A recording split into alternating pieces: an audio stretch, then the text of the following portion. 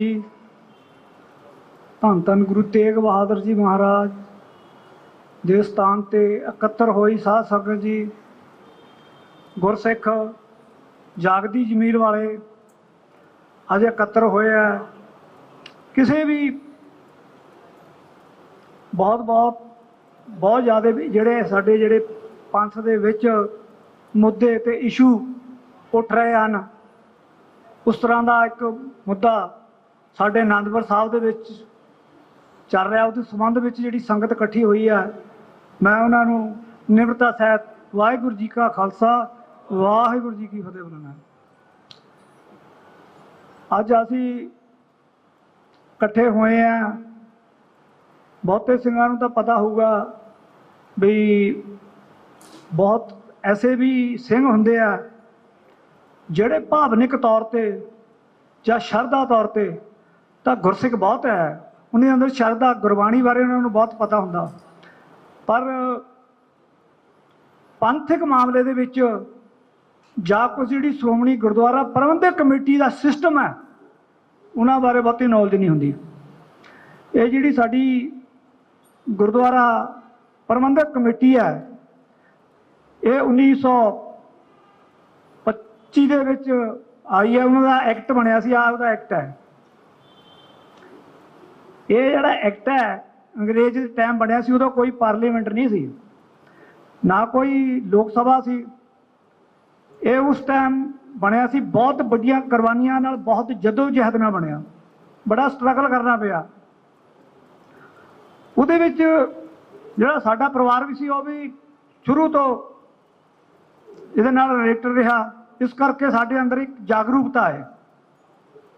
मैं भी पहले इत्थे पढ़िया, फिर हो वास्ते पढ़ते रहे। 1984 मेरी 19 साल की उम्र सी, मेरी उत्थे गिरफ्तारी हुई। वो क्यों हुई? मैं कोई बकरी दी किसी की चोरी करी जो मैं कोई करिया नहीं, सिर्फ पंथ की सभावां पिछे हुई। 19 साल दे विच मैं पटियाला जेल नाभा जेल दे विच बहुत सारे सिंह सी, वो सिर्फ साडे अंदर जिहड़ी जागरूकता सी, सानू विरसा विरासत विचों वो जिहड़ी मिली हुई सी, उन्होंने उसे आभार ने जो साडे बाबा जी को जां साडे पिता जी को जां साडी विरासतों वो जिहड़ी जागरूकता मिली सी, उन्होंने मुख रखदे होया आपां अगे वधदे गए। अज मेरी उम्र 56 साल हो गई है, मेरे नाल दे बहुत सारे बंदे जेलों में रहे हैं। असी बड़ी गुप्त भी रहे हैं, साडी जमीन भी गई, एक साडा भरा भी शहीद हो गया, मंजे ते पिया, कुट भी पई है, सानू बहुत कुछ पई है। पर वाहिगुरू की किरपा दे नाल पंथक रूप दे विच असी हौली हौली विचरते रहे और पुलिस भी सानू तंग करती रही। पर अपना साडा जिहड़ा एक विरसा विरासत मुद्दा है, गुरु ग्रंथ ते गुरु पंथ, वो सानू वाहिगुरू की किरपा नाल जोड़ रखता है।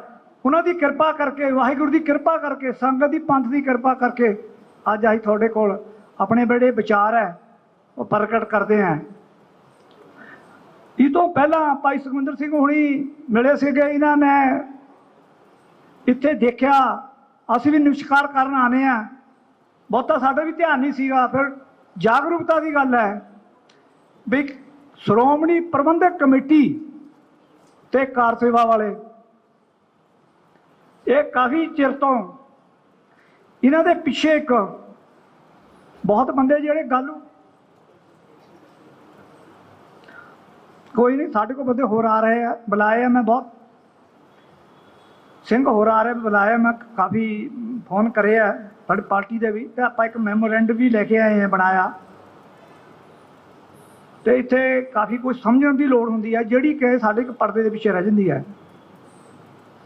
ये जिहड़ा एक्ट बनिया सी ना, इहदा कोई मतलब सी। हर चीज़ जिहड़ी है ना, चाहे विधान सभा की होवे, मैं विधान सभा की भी चोण लड़ी, चाहे कोई होवे, वो एक जदों ये एक्ट के अधीन चलती है। गुरु ग्रंथ साहब भी साडा एक कानून ही है। ये जिहड़ियां साडी प्रबंधक कमेटी है, ये बड़े संघर्ष चों निकल के बनी हुई है। एक पंथक रूप दे विच एक साडी सियासी पार्टी भी है, इस एक्ट दे विच लिखा होया। पर काफ़ी देर होने करके बहुत सारी जिहड़ियां चीज़ां ना वो एक्ट तो समय दे नाल एक्ट तो बाहर चले गई। वो ਉਹਦਾ ਕਾਰਨ ਇਹ ਬਣਿਆ कि एक धिर दे कोल ਇਹ ਜਿਹੜੀ ਸ਼੍ਰੋਮਣੀ ਕਮੇਟੀ ਹੈ ਇੱਕ धिर ਦੇ ਕੋਲ ਬਣ ਕੇ ਰਹੀ। ਜਿਹੜਾ ਸ਼੍ਰੋਮਣੀ ਕਮੇਟੀ ਦਾ ਜਿਹੜਾ ਸਾਡੇ ਪੰਥਕ ਸਰੂਪ ਸੀ ਉਹ ਸਹੀ ਰੂਪ 'ਚ ਬਣ ਨਹੀਂ ਸਕਿਆ। ਜਿਹੜੀ ਇੱਕ धिर ਸੀ ਉਹਨਾਂ ਨੇ ਸਾਡੇ ਜਿਹੜੀਆਂ ਪੰਥਕ ਰਵਾਇਤਾਂ ਸੀ, ਜੋ ਇਹ ਐਕਟ ਸੀ, ਜੋ ਸਾਡਾ ਗੁਰਮਤ ਦਾ ਜਿਹੜਾ ਸਾਡਾ ਗੁਰਮਤ ਵਿਚਾਰ ਸੀ, ਜੇ ਅਸੀਂ ਪਿੱਛੇ ਉਹਦੇ ਨਾਲ ਕਬੈਰੀ ਵਿੱਚ ਕਰੀਏ ਇਸ ਗੱਲ ਨੂੰ ਤਾਂ ਉਹ ਉਹਦੇ ਪਰ ਪੂਰਾ ਨਹੀਂ ਉਤਰਦੇ। ਹੁਣ ਗੱਲ ਇੱਥੇ ਆ ਗਈ ਵੀ ਸਾਡੇ ਇੱਕ ਇਸ ਭਾਰਤ ਦੇ ਵਿੱਚ 1947 ਤੋਂ ਬਾਅਦ ਇੱਕ ਐਸਾ ਜੈਨੋਸਾਈਡ ਹੋਇਆ ਮੁਗਲਾਂ ਦੇ ਬਾਅਦ। ਮੁਗਲਾਂ ਨੂੰ ਅਸੀਂ ਸਮਝਦੇ ਸੀ ਵੀ ਇਹ ਬਾਹਰ ਤੋਂ ਆਏ ਆ। ਸਿੱਖਾਂ ਨੇ ਉਹਨਾਂ ਦੇ ਨਾਲ ਬਹੁਤ ਜ਼ਬਰਦਸਤ ਜੰਗ ਸ਼ੁਰੂ ਕਰੀ, ਉਹ ਵੀ ਅਨੰਦਪੁਰ ਸਾਹਿਬ ਤੋਂ। ਉਹ ਤਾਂ ਅਸੀਂ ਸਰ ਕਰ ਲਈ, ਉਹਦੇ ਵਿੱਚ ਸਾਡੀਆਂ ਸ਼ਹੀਦੀਆਂ ਹੋਈਆਂ। ਅੰਗਰੇਜ਼ ਆਇਆ, ਅੰਗਰੇਜ਼ਾਂ ਦੇ ਵਿੱਚ ਸਾਡੀਆਂ ਬਹੁਤ ਵੱਡੀਆਂ ਸ਼ਹੀਦੀਆਂ ਹੋਈਆਂ। ਉਹ ਅਸੀਂ ਸਰ ਕਰਤਾ, ਅੰਗਰੇਜ਼ ਅਸੀਂ ਬਾਹਰ ਕੱਢ ਦਿੱਤੇ ਔਰ ਇਸ ਦੇਸ਼ ਦੇ ਨਾਲ ਆਪਣੀ ਕਿਸਮਤ ਨੂੰ ਜੋੜ ਲਿਆ। ਹਜ਼ਾਰਾਂ ਸ਼ਹੀਦੀਆਂ ਹੋਈਆਂ ਨੌਜਵਾਨਾਂ ਦੀਆਂ। ਔਰ ਇਸ ਦੇਸ਼ ਨੇ, ਇਸ ਦੇਸ਼ ਦੀ ਇਹ ਕਿਰਤ ਘਣਤਾ ਨੇ ਸਾਨੂੰ, ਸਾਡੇ ਪੰਥ ਨੂੰ, ਸਾਡੇ ਗੁਰੂਆਂ ਨੂੰ ਇਹਨਾਂ ਨੇ ਇੱਕ ਐਸਾ ਜੈਨੋਸਾਈਡ ਸ਼ੁਰੂ ਕਰ ਦਿੱਤਾ ਜਿਹੜਾ ਚਾਹੇ ਤਲਵਾਰ ਦੇ ਉਹ ਬੰਦੂਕ ਨਾਲ ਵੀ ਸਾਨੂੰ ਮਾਰ ਰਹੇ ਤਾਂ ਸਾਨੂੰ ਦਿਮਾਗੀ ਤੌਰ ਤੇ ਮਾਰ ਰਹੇ ਆ। ਇੱਕ ਹੁੰਦਾ ਜ਼ਹਿਰ ਦੱਸ ਕੇ ਦੇਣਾ, ਇਹ ਸਾਨੂੰ ਮਿੱਠਾ ਜ਼ਹਿਰ ਦੇ ਰਹੇ ਆ। ਉਹ ਦੇ ਕਿਹਦੇ ਨਾਲ ਰਹੇ ਆ? ਉਹ ਵੀ ਆਪਣੇ ਬੰਦਿਆਂ ਦੇ ਥਰੂ ਦੇ ਰਹੇ ਆ। ਬਹੁਤ ਸਾਰੇ ਇਸ਼ੂ ਆ। ਸਭ ਤੋਂ ਵੱਡਾ ਜਿਹੜਾ ਹੁਣ ਅਸੀਂ ਸ਼ੁਰੂ ਕਰ ਰਹੇ ਹਾਂ ਵੀ ਜਿਹੜੀਆਂ ਸਾਡੀਆਂ ਪੁਰਾਣੀਆਂ ਧੰਨ ਗੁਰੂ 10 ਗੁਰੂਆਂ ਦੇ ਸਾਹਿਬਾਨਾਂ ਨੇ ਆਪਣੇ ਹੱਥੀਂ ਜਿਹੜੀਆਂ ਚੀਜ਼ਾਂ ਉਸਾਰੀਆਂ ਤੀਆਂ, ਉਹਨਾਂ ਦੇ ਵਿੱਚੋਂ ਸੀਸਗੰਜ ਗੁਰਦੁਆਰਾ ਮਹਾਰਾਜ ਜੀ ਗੁਰੂ ਗੋਬਿੰਦ ਸਿੰਘ ਜੀ ਨੇ ਜਿਹੜਾ ਅੰਦਰ ਜਿਹੜਾ ਬਣਿਆ ਆ, ਉਹ ਉਹਨਾਂ ਦੇ ਪੱਥਰ ਦੇ ਵਿੱਚ ਆਪਣੀ ਜਿਹੜੀ ਇੱਕ ਸ਼ੈਲੀ ਹੁੰਦੀ ਹੈ, 3 ਸ਼ੈਲੀਆਂ ਹੁੰਦੀਆਂ। ਇੱਕ ਹੈ ਸਾਡੀ ਸਿੱਖ ਸ਼ੈਲੀ, ਇੱਕ ਹੈ ਮੁਸਲਮਾਨ ਸ਼ੈਲੀ, ਇੱਕ ਹੈ ਈਸਾਈ ਸ਼ੈਲੀ। ਇਹ ਜਿੰਨੀਆਂ ਸਾਡੀਆਂ ਸੁਵਿਧਾਵਾਂ ਨੇ ਉਹਨਾਂ ਦੀ ਆਪਣੀ ਆਪਣੀ ਸ਼ੈਲੀ ਹੁੰਦੀ ਹੈ। ਸਾਡੀ ਇੱਕ ਖਾਲਸਾ ਪੰਥ ਦੀ ਇੱਕ ਸ਼ੈਲੀ ਹੈ ਜਿਹੜੀ ਸਾਨੂੰ ਜਿੰਦਾ ਰੱਖਦੀ ਹੈ, ਸਾਡੀ ਵਿਰਾਸਤ ਨੂੰ ਜਿੰਦਾ ਰੱਖਦੀ ਹੈ। ਜਿਵੇਂ ਇੱਕ ਸਾਡਾ ਸਰੂਪ ਹੈ। ਇਹ ਲੋਕ ਕੀ ਕਰਦੇ ਆ, ਇਹ ਜਿਹੜੀ ਸਾਡੇ ਪਿੱਛੇ ਜਿਹੜੀ ਇੱਕ ਸਾਜ਼ਿਸ਼ ਚੱਲ ਰਹੀ ਹੈ ਔਰ ਸਾਡੇ ਕੋਲ ਮਰਵਾਉਣ ਦੀ, ਉਹ ਸਾਰਿਆਂ ਨੂੰ ਪਤਾ RSS ਦੀ ਹੈ। ਅੱਜ RSS ਸਾਨੂੰ ਇਸ ਢੰਗ ਦੇ ਨਾਲ ਲੈ ਰਹੀ ਹੈ। ਉੱਥੇ ਕਰਾਂਗੇ ਕੋਈ ਨਾ, ਤੁਸੀਂ ਹਾਂ ਕੋਈ ਗੱਲ ਨਹੀਂ, ਚੱਲ ਲੈਣ ਦਿਓ। ਇਹਦੇ ਮੁੱਦੇ ਤੇ ਰਹਿਣਾ। ਮੇਰੀ ਗੱਲ ਸੁਣੋ, ਇਹਦੇ ਪਿੱਛੇ ਜਿਹੜਾ ਰਾਜ ਹੈ, ਹਾਂ, ਵਾਹਿਗੁਰੂ ਜੀ ਕਾ ਖਾਲਸਾ, ਵਾਹਿਗੁਰੂ ਜੀ ਕੀ ਫਤਿਹ। ਗੁਰੂ ਪਿਆਰੀ ਸਾਧ ਸੰਗਤ ਜੀਓ, ਜੋ ਵੀ ਇੱਥੇ ਬੁਲਾਰੇ ਆਏ ਆ, ਸਿਰਫ ਇੱਕ ਹੀ ਮੁੱਦਾ ਵਾ, ਅਮਾਤ ਨੂੰ ਬਚਾਉਣ ਦਾ। ਇਸ ਤੋਂ ਬਗੈਰ ਕੋਈ ਗੱਲ ਨਹੀਂ ਕਰਨੀ। ਕੋਈ ਇੱਥੇ ਸ਼ਹੀਦੀਆਂ ਨਹੀਂ ਪਾਉਣੀਆਂ ਕਿਸੇ ਨੇ, ਨਾ ਇੱਥੇ ਕੋਈ ਸ਼੍ਰੋਮਣੀ ਕਮੇਟੀ, ਨਾ ਦੂਜੀ ਕਿਸੇ ਦੀ ਕੋਈ ਗੱਲ ਨਹੀਂ ਹੈਗੀ। ਇੱਕ ਹੀ ਪਿੱਛੇ ਤੇ ਗੱਲ ਕਰੋ ਜਿਹੜੀ ਕਰਨੀ ਆ। ਇਦਾਂ ਨਹੀਂ ਭਾਈ, 1 ਮਿੰਟ ਦਾ ਕੋਈ ਮਤਲਬ ਨਹੀਂ। 1 ਮਿੰਟ ਠੀਕ ਹੈ। ਮੈਂ ਕਹਿੰਦਾ ਨਹੀਂ, ਉਹਨੇ ਕੋਈ ਪ੍ਰੋਸੈਸ ਹੁੰਦਾ, ਹਰ ਚੀਜ਼ ਦਾ ਪ੍ਰੋਸੈਸ ਹੁੰਦਾ, ਹਰ ਚੀਜ਼। ਮੈਂ ਇਹ ਮੁੱਦੇ ਤੇ ਕਰੂੰਗਾ। ਮੇਰੀ ਗੱਲ ਸੁਣੋ, 1 ਮਿੰਟ ਮੇਰੀ ਗੱਲ ਠੀਕ ਹੈ। ਜਿਹੜੀ ਸੰਗਤ ਬੈਠੀ ਹੈ, ਜੇ ਕਹਿੰਦੇ ਮੰਨ ਲੈਂਦੇ ਹਾਂ ਜੀ, ਅਸੀਂ ਇਹ ਕਹਿੰਦੇ ਇਸੇ ਮੁੱਦੇ ਤੇ ਕਰੋ, ਪਰ ਅਸੀਂ ਬੇਨਤੀ ਇਹ ਕਰਦੇ ਹਾਂ ਵੀ ਜੋ ਸਾਡਾ ਗੁਰੂ ਸਾਹਿਬ ਦਾ ਵਿਰਾਸਤ ਹੈ, ਜਿਹੜੀ ਸਾਡੀ ਵਿਰਾਸਤ ਹੈ, ਅਸੀਂ ਵਿਰਾਸਤ ਨੂੰ ਕਿਵੇਂ ਬਚਾਉਣਾ ਹੈ। ਹੁਣ ਆ ਜਾਓ ਗੱਲ ਬਈ ਸ਼੍ਰੋਮਣੀ ਕਮੇਟੀ ਹੈ ਜਿਹੜੀ, ਇਹਨੂੰ ਕੌਣ ਬਣਾਉਂਦਾ? ਅਸੀਂ ਬਣਾਉਂਦੇ ਹਾਂ। ਜੇ ਸ਼੍ਰੋਮਣੀ ਕਮੇਟੀ ਨੂੰ ਇਹ ਜਿਹੜੀ ਸੰਗਤ ਬਣਾਉਂਦੀ ਹੈ ਤਾਂ ਇਹ ਸੰਗਤ ਦੀ ਵੀ ਉਨੀ ਜ਼ਿੰਮੇਵਾਰੀ ਹੈ, ਨਾ ਕਿ ਕੱਲੀ ਸ਼੍ਰੋਮਣੀ ਕਮੇਟੀ ਦੀ। ਸ਼੍ਰੋਮਣੀ ਕਮੇਟੀ ਸੰਗਤ ਨੂੰ ਜਿਹੜੇ ਜ਼ਿੰਮੇਵਾਰ ਇਹ ਦੱਸਣ ਵੀ ਜੋ ਇਹ ਸੇਵਾ ਕਰਨ ਲੱਗੇ ਆ, ਇਹਨਾਂ ਦਾ ਕੀ ਮਤਲਬ ਹੈ, ਕੀ ਭਾਵਾਂ ਇਹਨਾਂ ਦਾ ਮੁਰੇ ਰੱਖਣ। ਔਰ ਇਹ ਜਿਹੜੀ ਸੇਵਾ ਹੈ, ਇਹਦੇ ਵਿੱਚ ਜਿਹੜੇ ਸਾਡੇ ਲੋਕਲ ਬੰਦੇ ਆ, ਸਾਡੇ ਲੋਕ ਸ਼ਹਿਰ ਦੇ ਆ, ਪਿੰਡਾਂ ਦੇ ਆ, ਜੋ ਆ, ਉਹਨਾਂ ਦੀ ਇੱਕ ਕਮੇਟੀ ਬਣੇ, 11 ਮੈਂਬਰੀ ਕਮੇਟੀ ਬਣੇ, 21 ਮੈਂਬਰੀ ਕਮੇਟੀ ਬਣ। ਉਹ ਜਿਹੜੀ ਕਮੇਟੀ ਹੈ ਡਿਸਾਈਡ ਕਰੂਗੀ ਔਰ ਉਹ ਕਰੇਗੀ, ਉਹ ਰਿਪੋਰਟ ਦੇਗੀ। ਫਿਰ ਜਿਹੜਾ ਇਹ ਗੁਰਦੁਆਰੇ ਦੇ ਜਿਹੜੇ ਪ੍ਰਾਰਥਨ 2 ਸਪਾਲਟ ਹੈ, 2 ਸਪਾਲਟ ਪੁਰਾਣੇ, ਉਹ ਰਿਪੋਰਟ ਦੇਣ। ਉਹ ਜਿਹੜੀ 21 ਮੈਂਬਰੀ ਕਮੇਟੀ ਕੋਈ ਵੀ ਹੋ ਸਕਦੀ, ਸਾਨੂੰ ਨਹੀਂ ਬਣਾਉਣਾ, ਅੱਜ ਤੱਕ ਸੇਵਾਦਾਰ ਹੈ। ਉਹ ਜਿਹੜੀ ਇੱਥੇ ਦੇ ਲੋਕਲ ਬੰਦੇ ਆ, ਉਹਨਾਂ ਨੂੰ ਵਿੱਚ ਪਾਇਆ ਜਾਵੇ। ਉਹ 21 ਮੈਂਬਰੀ ਕਮੇਟੀ ਦੇ ਵਿੱਚ ਉਹਨਾਂ ਦੀ ਰਹਿਨੁਮਾਈ ਦੇ ਵਿੱਚ ਇਹ ਜੋ ਜਿਹੜੀ ਸੇਵਾ ਹੈ ਔਰ ਪੂਰੀ ਇਹਨੂੰ ਡਿਸਕਸ ਕੀਤਾ ਜਾਵੇ ਔਰ ਪੂਰਾ ਵਿਚਾਰਿਆ ਜਾਵੇ ਇਹਦੀ ਪੂਰੀ ਲਿਖਤੀ ਕਾਰਵਾਈ ਹੋਵੇ, ਉਹਨਾਂ ਦੀ ਰਹਿਨਵਾਈ ਦੇ ਵਿੱਚ ਹੋਵੇ। ਜਿਹੜੇ ਲੋਕਲ ਇਹਨਾਂ ਦਾ ਸਾਨੂੰ ਮੱਥਾ ਟੇਕਣ ਤੋਂ ਥੋੜ੍ਹਾ ਬਹੁਤ ਰੱਖਿਆ ਵਾ ਅਸੀਂ। ਇਹ ਜਿਹੜੀ ਸੰਗਤ ਹੈ, ਸੰਗਤ ਜ਼ਿੰਮੇਵਾਰ ਹੈ, ਪੰਥ ਇਹਦਾ ਰਖਵਾਲਾ ਹੈ। ਲੋਕਲ ਬੰਦੇ ਆ ਜਿਹੜੇ, ਕੋਈ ਵੀ ਹੋ ਸਕਦਾ, ਕੋਈ ਜਿਹੜਾ ਸੂਝਵਾਨ ਹੈ ਉਹਦੀ 11-21 ਮੈਂਬਰੀ ਕਮੇਟੀ ਬਣਾਵੇ, ਅੱਗੇ ਬਣਾ ਕੇ ਉਹਨਾਂ ਦੀ ਰਹਿਨਵਾਈ ਦੇ ਵਿੱਚ ਇਹ ਜਿਹੜਾ ਕਾਰ ਸੇਵਾ ਜਿਹੜੀ ਹੋਵੇ ਔਰ ਕਿੱਦਾਂ ਹੋਵੇ, ਕੀ ਹੋਵੇ, ਉਹਨਾਂ ਦੀ ਉਹ ਜਵਾਬ ਦੇ ਹੋਣ। ਵਾਹਿਗੁਰੂ ਜੀ ਕਾ ਖਾਲਸਾ, ਵਾਹਿਗੁਰੂ ਜੀ ਕੀ ਫਤਿਹ। ਵਾਹਿਗੁਰੂ ਜੀ ਕਾ ਖਾਲਸਾ, ਵਾਹਿਗੁਰੂ ਜੀ ਕੀ ਫਤਿਹ। ਸਮੂਹ ਸਾਧ ਸੰਗਤ, ਦੂਰ ਦਰਾਡਿਓਂ, ਲੋਕਲ ਤੇ ਗੁਰਦੁਆਰਾ ਪ੍ਰਬੰਧਕ ਕਮੇਟੀ ਦੇ ਸਾਡੇ ਮੁਲਾਜ਼ਮ ਸਾਹਿਬਾਨ, ਸਿੰਘ ਸਾਹਿਬਾਨ ਤੇ ਸ਼੍ਰੋਮਣੀ ਕਮੇਟੀ ਮੈਂਬਰ, ਮੈਨੇਜਰ ਸਾਹਿਬ, ਸਾਰੇ ਸੰਗਤ 'ਚ ਵਿਰਾਜਮਾਨ ਹੈ। ਸਾਡੀ ਬਹੁਤ ਹੀ ਸੰਖੇਪ ਰੂਪ ਦੇ ਵਿੱਚ ਥੋੜ੍ਹੀ ਦੇਰ ਪਹਿਲੇ ਹੀ ਕਮੇਟੀ ਜਿਹੜੇ ਸਾਡੇ ਭਾਈ ਸੇਵਕ ਸਿੰਘ ਜੀ ਡਾਕਟਰ ਸਾਹਿਬ, ਗਿਆਨੀ ਸੁਖਵਿੰਦਰ ਸਿੰਘ ਜੀ, ਧੂੜੀਆ ਸਾਹਿਬ, ਸੋਢੀ ਸਾਹਿਬ ਬੈਠ ਕੇ ਵਿਚਾਰ ਹੋ ਗਈ ਹੈ। ਜੋ ਵੀ ਇੱਥੇ ਜਿਹੜਾ ਮਸਲਾ ਸੀ ਉਹਦੇ ਬਾਰੇ ਬੜੀ ਡੂੰਘਾਈ ਦੇ ਨਾਲ ਵਿਚਾਰ ਕੀਤੀ ਗਈ ਹੈ। ਉਹ ਵਿਚਾਰ ਜਿਹੜਾ ਵੱਡਾ ਰੀਜ਼ਨ ਸੀ, ਇਹ ਕੱਲ੍ਹ ਵੀ ਸਾਡੀ ਮੀਟਿੰਗ ਰਾਤ ਹੋਈ ਹੈ ਇਸ ਵਿਸ਼ੇ ਦੇ ਵਿੱਚ, ਅੱਜ ਵੀ ਹੋਈ ਹੈ।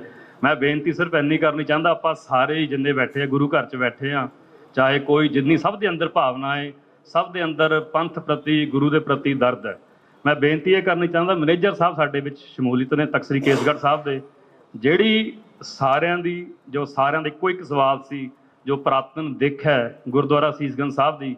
ਗੁਰਦਾਸ ਇੱਥੇ ਦਾ ਜੰਮਪਲ ਹੈ, ਸਾਡੇ ਬਜ਼ੁਰਗ ਵੀ ਇੱਥੇ ਦੇ ਜੰਮਪਲ ਨੇ, ਅਸੀਂ ਚੌਥੀ ਪੀੜ੍ਹੀ, ਪੰਜਵੀਂ ਪੀੜ੍ਹੀ ਇੱਥੇ ਦੇ ਜੰਮਪਲ ਆ। ਸਾਡੇ ਪਰਿਵਾਰ ਇਹ, ਅਸੀਂ ਉਹ ਦਿਨਾਂ 'ਤੇ ਇੱਥੇ ਜੰਮੇ ਆ ਜਦੋਂ ਤਖਤ ਸਾਹਿਬ 'ਤੇ ਸਾਡੇ ਬਜ਼ੁਰਗ ਕੀਰਤਨ ਕਰਦੇ ਸੀ। ਅਸੀਂ ਉਹ ਵੀ ਸਮਾਂ ਸਾਡੇ ਬਜ਼ੁਰਗਾਂ ਨੇ ਇੱਥੇ ਹੰਢਾਇਆ ਹੈ। ਮੈਂ ਬੇਨਤੀ ਕਰਦਾ ਸਾਰੀ ਸੰਗਤ ਨੂੰ, ਇੱਕ ਤਾਂ ਮੈਨੇਜਰ ਸਾਹਿਬ ਜਿਨ੍ਹਾਂ ਦੇ, ਜੋ ਅੱਜ ਦੇ ਇੱਥੇ ਦੇ ਮੇਨ ਸਾਡੇ ਮੈਨੇਜਰ ਦੇ ਤਖਤ 'ਤੇ, ਜਿਨ੍ਹਾਂ ਦੀ ਰਹਿਨੁਮਾਈ ਹੇਠ ਸਾਰੀ ਇਹ ਸੇਵਾ ਚੱਲ ਰਹੀ ਹੈ, ਉਹ ਹਾਜ਼ਰ ਨੇ। ਉਹ 2 ਮਿੰਟ 'ਚ ਆ ਕੇ ਜੋ ਸਾਡੇ ਸਾਰਿਆਂ ਦੇ ਜਿਹੜੀ ਦਿਲ ਦੀ ਜਿਹੜੀ ਭਾਵਨਾ ਦੀ ਸਾਡੀ ਗੱਲ ਸੀਗੀ ਵੀ ਪੁਰਾਤਨ ਜਿਹੜੀ ਦਿੱਖ ਹੈ ਉਹਨੂੰ ਬਰਕਰਾਰ ਰੱਖਿਆ ਜਾਵੇ, ਉਹਦੇ ਬਾਰੇ ਅਸੀਂ ਉਹਨਾਂ ਨੂੰ ਬੇਨਤੀ ਕਰ ਦਿੱਤੀ ਹੈ। ਅਤੇ ਸੰਗਤ ਦਾ ਜਿਹੜਾ ਰੋਸ ਸੀਗਾ ਮਾਰਬਲ ਨੂੰ ਲੈ ਕੇ, ਪੱਥਰ ਨੂੰ ਲੈ ਕੇ, ਵੀ ਉਹ ਨਹੀਂ ਲੱਗਣਾ ਚਾਹੀਦਾ। ਜਿਹੜਾ ਪਹਿਲਾ ਮਤਾ ਪਾਸ ਹੋਇਆ ਸੀ ਵੀ ਜੋ ਚੂਨੇ ਦੀ ਸੇਵਾ ਹੈ, ਉਹ ਆ ਕੇ ਮੇਰੇ ਸਾਹਿਬ 2 ਮਿੰਟ 'ਚ ਆ ਕੇ ਸਪਸ਼ਟੀਕਰਨ ਦੇਣਗੇ। ਮੈਂ ਬੇਨਤੀ ਕਰਦਾ ਸੰਗਤ ਨੂੰ, ਜਿਨ੍ਹਾਂ ਦੇ ਇੱਕ ਹੋਰ ਸੁਝਾਅ ਨੇ, ਮੇਰੀ ਆਪਣੀ ਪਰਸਨਲ ਰਾਏ ਹੈ, ਉਹ ਲਿਖਤੀ ਰੂਪ ਦੇ ਵਿੱਚ ਦਿਓ, ਤਾਂ ਜੋ ਕੱਲ੍ਹ ਨੂੰ ਕੋਈ ਇਹ ਨਾ ਕਹਿ ਸਕੇ ਯਾਰ ਮੈਂ ਕਿਹਾ ਸੀ ਤੇ ਮੇਰੀ ਸੁਣਵਾਈ ਨਹੀਂ ਹੋਈ। ਅੱਜ ਅਖਬਾਰ ਦੇ ਵਿੱਚ ਵੀ ਮੈਂ ਪੜ੍ਹੀ ਖਬਰ, ਮਹਾਂਪੁਰਸ਼ਾਂ ਨੇ, ਬਾਬਾ ਸੁੱਚਾ ਸਿੰਘ ਨੇ ਉਹਨਾਂ ਨੇ ਦਿਖਾਈ ਖਬਰ, ਉਹਦੇ ਵਿੱਚ ਲਿਖਿਆ ਵੀ ਸਾਡੀ ਸੁਣਵਾਈ ਨਹੀਂ ਹੋਈ।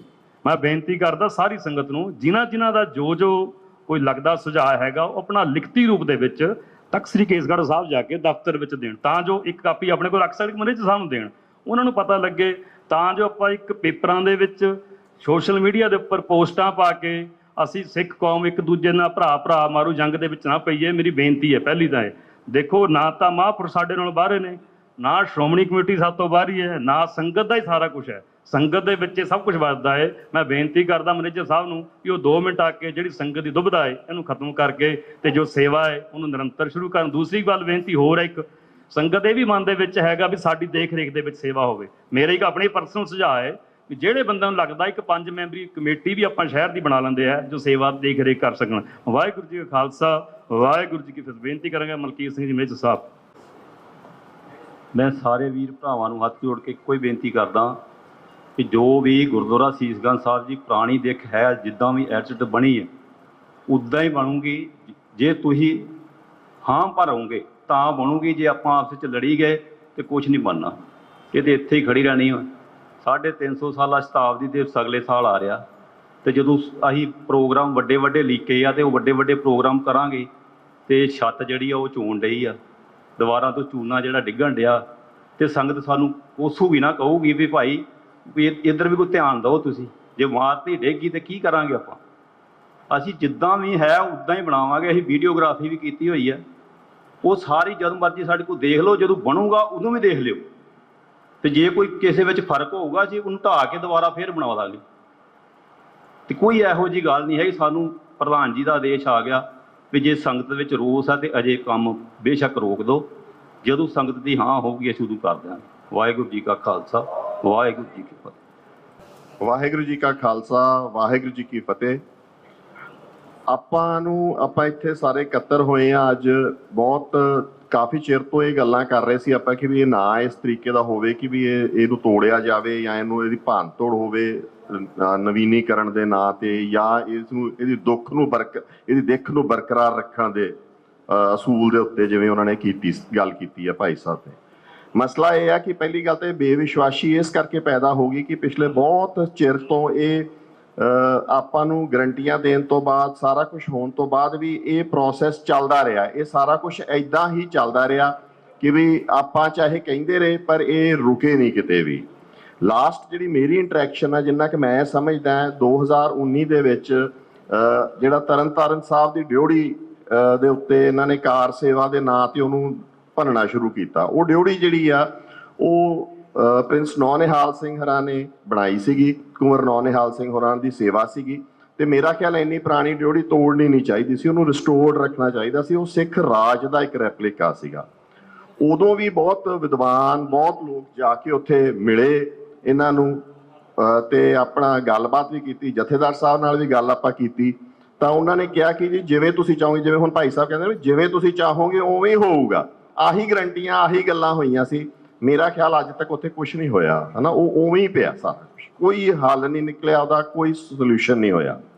ਸੋ ਜਦੋਂ ਆਏ ਤੁਸੀਂ ਵਾਰੀ-ਵਾਰੀ ਵਾਅਦੇ ਕਰਕੇ ਤੋੜਦੇ ਹੋ ਤਾਂ ਸੰਗਤ ਦੇ ਵਿੱਚ ਰੋਹ ਆਉਣਾ ਇੱਕ ਲਾਜ਼ਮੀ ਗੱਲ ਆ। ਉਹਨਾਂ ਦੇ ਮਨਾਂ 'ਚ ਆਉਣਾ ਕਿ ਵੀ ਕੋਈ ਬੇਵਿਸ਼ਵਾਸੀ ਹੋਣੀ ਲਾਜ਼ਮੀ ਗੱਲ ਆ। ਐਤਕੀ ਵਾਰ ਵੀ ਹੁਣ ਪਿਛਲੇ 4 ਜਾਂ 5 ਮਹੀਨਿਆਂ ਤੋਂ ਤਕਰੀਬਨ ਆਪਾਂ ਹਰੇਕ ਕੋਲੇ ਪਹੁੰਚ ਕਰ ਰਹੇ ਸੀਗੇ, ਵੱਖ-ਵੱਖ ਚੈਨਲਸ ਤੋਂ ਬਾਈ ਹਰੇ ਕਰ ਰਹੇ ਸੀਗੇ, ਤਾਂ ਲਗਾਤਾਰ ਲੱਗੇ ਹੋਏ ਸੀਗੇ ਕਿ ਵੀ ਗੱਲ ਕਰੋ ਕਿ ਕੋਈ ਨਾ ਕੋਈ ਇਹ ਕੰਮ ਰੁਕੇ।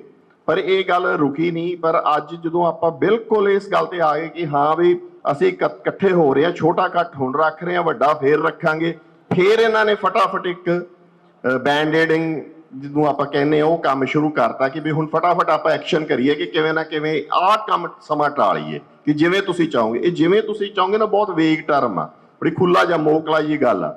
ਹੁਣ ਇੱਥੋਂ ਦਾ ਜਦੋਂ ਆਪਾਂ ਇਤਿਹਾਸ ਪੜ੍ਹਦੇ ਆ, ਮੈਨੂੰ ਨਹੀਂ ਪਤਾ ਸਾਰੇ ਕਹਿ ਰਹੇ ਵੀ ਅਸੀਂ ਇੱਥੇ ਸੀਗੇ ਕਿ ਨਹੀਂ, ਮੈਂ ਤਾਂ ਸਿਰਫ ਜਿੰਨਾ ਕੁ ਪੜ੍ਹਿਆ ਹੈ ਨਾ ਉਸ ਹਿਸਾਬ ਨਾਲ ਮੈਂ ਤਾਂ ਇਹਦਾ ਮੇਲ ਕਰੂੰਗਾ ਕਿ ਹਾਂ ਵੀ ਇਹ ਉਵੇਂ ਮਿਲਦਾ ਹੈ ਕਿ ਨਹੀਂ ਮਿਲਦਾ। ਇਹ ਕਿਹਾ ਜਾ ਰਿਹਾ ਕਿ ਇੱਥੇ ਜਿਓਮੈਟ੍ਰੀਕਲ ਪੈਟਰਨ ਦੇ ਵਿੱਚ ਬਾਹਰ ਉਹੀ ਇੱਟਾਂ ਲੱਗੀਆਂ ਹੋਈਆਂ ਜਿਹੜੀਆਂ ਗੁਰੂ ਕਾਲ ਵੇਲੇ ਦੀਆਂ ਲੱਗੀਆਂ ਹੋਈਆਂ। ਇੱਥੇ ਮੈਂ 2 ਵਾਰੀ ਹੋ ਕੇ ਆ ਗਿਆ, ਮੈਨੂੰ ਆਸੇ-ਪਾਸੇ ਮੈਂ ਘੁੰਮ ਕੇ ਵੇਖ ਲਿਆ, ਮੈਨੂੰ ਨਹੀਂ ਕਿਤੇ ਨਹੀਂ ਆ। ਮੈਂ ਬੜਿਆਂ ਨੂੰ ਪੁੱਛ ਵੀ ਲਿਆ ਉਹ ਕਿੱਥੇ ਹੈਗੀਆਂ। ਤੁਸੀਂ ਅੱਜ ਵੀ ਸਿੱਖ ਇਨਸਾਈਕਲੋਪੀਡੀਆ ਕੱਢ ਕੇ ਵੇਖ ਲਓ, ਉਹਦੇ ਵਿੱਚ ਹੀ ਲਿਖਿਆ, ਉਹ 'ਚ ਲਿਖਿਆ ਕਿ ਜਦੋਂ ਲਾਸਟ ਸੇਵਾ ਕਰਾਈ ਤਾਂ ਦੇਖ ਉਵੇਂ ਰੱਖ ਕੇ ਤੇ ਉਹ ਇੱਟਾਂ ਵੀ ਉਵੇਂ ਰੱਖੀਆਂ ਗਈਆਂ। ਤੇ ਹੁਣ ਇਹ ਦੱਸੋ ਵੀ ਉਹ ਇੱਟਾਂ ਗਈਆਂ ਕਿੱਥੇ ਫਿਰ? ਸੋ ਮਸਲਾ ਦੇਖਦਾ ਨਹੀਂਗਾ, ਮਸਲਾ ਇਹ ਨਹੀਂਗਾ ਕਿ ਵੀ ਆਪਾਂ ਉਵੇਂ ਦੀ ਉਵੇਂ ਰੱਖਣੀ ਆ। ਅੱਜ ਦੀ ਡੇਟ 'ਚ ਟੈਕਨੋਲੋਜੀ ਅਵੇਲੇਬਲ ਆ, 2-2000 ਸਾਲ ਦੇ ਰੋਮ ਦੇ ਕਲੋਸੀਅਮ, ਸੜਕਾਂ, ਸਾਰਾ ਕੁਝ ਉਵੇਂ ਪਿਆ। ਹੋਰ ਬੇਅੰਤ ਚੀਜ਼ਾਂ ਪਈਆਂ, ਚਾਹੇ 1960 'ਚ ਬਣੀ ਆ ਇਹ, ਚਾਹੇ ਉਦੋਂ ਪਹਿਲਾਂ ਬਣੀ ਆ। ਆਪਾਂ ਇਹਨੂੰ ਉਵੇਂ ਦਾ ਉਵੇਂ ਰੱਖਣਾ, ਉਵੇਂ ਦੀ ਉਵੇਂ ਰਿਸਟੋਰ ਕਰਾਉਣੀ ਆ। ਇਹ ਨਹੀਂ ਕਿ ਆਪਾਂ ਦਿੱਖ ਉਵੇਂ ਰੱਖਣੀ ਆ। ਦਿੱਖ ਤਾਂ ਫਿਰ ਬਹੁਤ ਸੌਖਾ, ਇਹਨੂੰ ਸਾਰੇ ਨੂੰ ਢਾਹ ਦਿਓ, ਇਹਦੀ ਨਕਸ਼ੇ ਬਣਾ ਲਓ, ਉਦੋਂ ਬਾਅਦ ਦੁਬਾਰਾ ਇਹਨੂੰ ਉਸਾਰ ਲਓ, ਦਿੱਖ ਤਾਂ ਉਵੇਂ ਰਹਿ ਜਾਊਗੀ। ਪਰ ਕੀ ਉਹ ਉਹਨਾਂ ਲੋਕਾਂ ਦੀ ਛੋਹ ਪ੍ਰਾਪਤ ਰਹਿ ਜਾਊਗੀ? ਕੀ ਇਹ ਉਸੇ ਮਟੀਰੀਅਲ 'ਚ ਬਣ ਜਾਊਗੀ? ਕੀ ਇਹ ਉਹੀ ਪਵਿੱਤਰਤਾ ਜਿਹੜੀ ਜਾਂ ਜੋ ਭਾਵਨਾਵਾਂ ਆਪਣੇ 'ਚ ਜਗਾਉਂਦੀ ਆ ਉਹੀ ਚੀਜ਼ ਰਹਿ ਜਾਊਗੀ? ਇਹ ਜੇ ਆਪਾਂ ਆਏ ਦਿੱਖ ਵਾਲੀ ਗੱਲ ਆ, ਪਹਿਲੀ ਗੱਲ ਤਾਂ ਆਪਾਂ ਇਸ ਕਨਸੈਪਟ ਤੇ ਕਾਂਟਾ ਮਾਰੀਏ। ਦੂਜੀ ਗੱਲ, ਜਿਵੇਂ ਤੁਸੀਂ ਚਾਹੁੰਦੇ ਹੋ ਇਹ ਕੋਈ ਗੱਲ ਨਹੀਂ ਗੀ। ਇਹਦੇ ਵਿੱਚ ਇੱਥੋਂ ਦੇ ਲੋਕਲ ਸੰਗਤ ਉਹ 'ਚ ਕਿਸੇ ਦੀ ਆਰਕੀਟੈਕਟ ਦੀ ਜਾਂ ਕਿਸੇ ਸਲਾਹਕਾਰ ਜਾਂ ਰਿਸਰਚਰ ਦੀ ਅਗਾਂਹ ਮਦਦ ਲੈਣਾ ਚਾਹੁੰਦੀ ਉਹ ਲਵੇ, ਉਹ ਇਹਦੀ ਪਹਿਰੇਦਾਰੀ ਕਰੇ ਤੇ ਇਹਦੇ ਵਿੱਚ ਕੋਲੈਬੋਰੇਸ਼ਨ ਨਾਲ ਕੰਮ ਕਰੇ। ਜੋ ਨਹੀਂ ਚਾਹੁੰਦੇ ਐਗਜ਼ੈਕਟ ਪ੍ਰੀਸਾਈਜ਼ ਗੱਲ ਹੋਵੇ ਕਿ ਅਸੀਂ ਆਏ ਚਾਹੁੰਦੇ ਆ, ਅਸੀਂ ਕਿਤੇ ਜੇ ਲੀਕੇਜ ਹੁੰਦੀ ਆ। ਵੇਖੋ ਹੁਣ ਕਿੰਨੀ ਕੰਟਰਡਿਕਟਰੀ ਗੱਲ ਹੈ ਕਿ 1960 'ਚ ਮੈਨੂੰ ਦੱਸੋ ਚੂਨੇ ਦੀ ਬਿਲਡਿੰਗ ਕਿੱਥੇ ਬਣਦੀ ਹੁੰਦੀ ਸੀ? ਕਹਿੰਦੇ ਚੂਨਾ ਲੀਕ ਹੋਣਾ ਜਾਵੇ, ਇਹਦਾ ਮਤਲਬ ਚੂਨੇ ਦੀ ਆ ਤੇ ਇਹਦਾ ਮਤਲਬ ਪੁਰਾਣੀ ਆ। ਤੁਸੀਂ ਦੋ ਗੱਲਾਂ ਨਾ ਕਰੋ। 1960 'ਚ ਕੰਨਾਂ ਪਤਲੀਆਂ ਹੋ ਗਈਆਂ ਸੀ, 60-70 ਦੇ ਵਿੱਚ ਸੀਮੈਂਟ ਦੀ ਚਣਾਈ ਸ਼ੁਰੂ ਹੋ ਗਈ ਸੀਗੀ।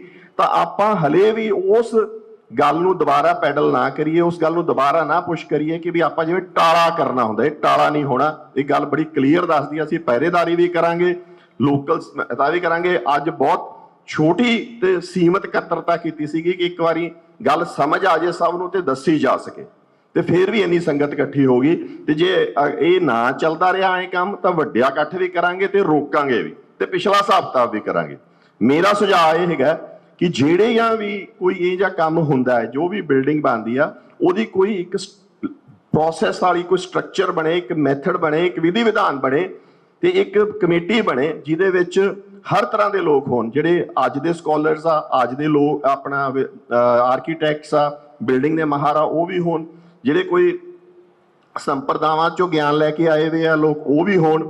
ਤਾਂ ਇਹ 5 ਮੈਂਬਰੀ ਜਾਂ 11 ਮੈਂਬਰੀ ਇੱਕ ਕਮੇਟੀ ਹੋਵੇ ਜਿਹੜੀ ਇਹ ਦੱਸੇ ਕਿ ਹਾਂ ਵੀ ਇਹਨੂੰ ਆਪਾਂ ਕਿਵੇਂ ਰਿਸਟੋਰ ਕਰਨਾ, ਉਹਦਾ ਟਾਈਮ ਬਾਉਂਡ ਪਲਾਨ ਬਣੇ, ਉਹਦਾ ਪਤਾ ਹੋਵੇ ਕਿ ਆਹ ਖਰਚਾ ਹੋ ਰਿਹਾ, ਇੰਨੀ ਦੇਰ ਚੱਲੂਗਾ, ਇਹਦੀ ਆਹ ਨਿਗਰਾਨੀ ਕਰੂਗਾ। ਕੁਝ ਵੀ ਹੈ ਨਹੀਂ ਇਸ ਟਾਈਮ। ਤੁਹਾਨੂੰ ਇੱਕ ਇਹਦਾ ਉਦਾਹਰਨ ਦੇਣਾ, ਸ਼੍ਰੋਮਣੀ ਕਮੇਟੀ ਦੇ ਵਿੱਚ ਹੀ ਜਦੋਂ ਸਰੋਵਰ ਦੇ ਵਿੱਚ ਜਿਹੜੇ ਉਹ ਜੰਗਲੇ ਲੱਗੇ ਹੈਗੇ ਆ ਹੇਠਾਂ ਨਹਾਉਣ ਵਾਲੇ ਆਪਣਾ ਸਰੋਵਰ ਦੇ ਵਿੱਚ ਉਹ ਲਾਉਣੇ ਸੀ, ਉਦੋਂ ਵੀ ਸ਼੍ਰੋਮਣੀ ਕਮੇਟੀ ਨੇ 1000 ਤੋਂ ਵੱਧ ਲੋਕਾਂ ਤੋਂ ਉਹਨਾਂ ਦਿਨਾਂ 'ਚ, ਜਦੋਂ ਕਿ ਹਲੇ ਚਿੱਠੀ ਪੱਤਰੀ ਬਹੁਤ ਮੁਸ਼ਕਿਲ ਸੀ, ਅੱਜ ਤਾਂ ਈਮੇਲ ਦਾ ਤੇ ਇਹਨਾਂ ਦਾ ਜ਼ਮਾਨਾ ਹੈ, ਉਦੋਂ ਵੀ ਸੁਝਾਅ ਇਕੱਠੇ ਕੀਤੇ ਸੀ ਕਿ ਇਹਦਾ ਕੀ ਰੂਪ ਹੋਣਾ ਚਾਹੀਦਾ, ਕਿਹੋ ਹੋਣੇ ਚਾਹੀਦੇ ਆ। ਤੇ ਅੱਜ ਤਾਂ ਬਹੁਤ ਸੌਖਾ, ਅੱਜ ਤਾਂ ਆਪਾਂ ਸਾਰੇ ਇਕੱਠੇ ਹੋਏ ਹੋਏ ਆ।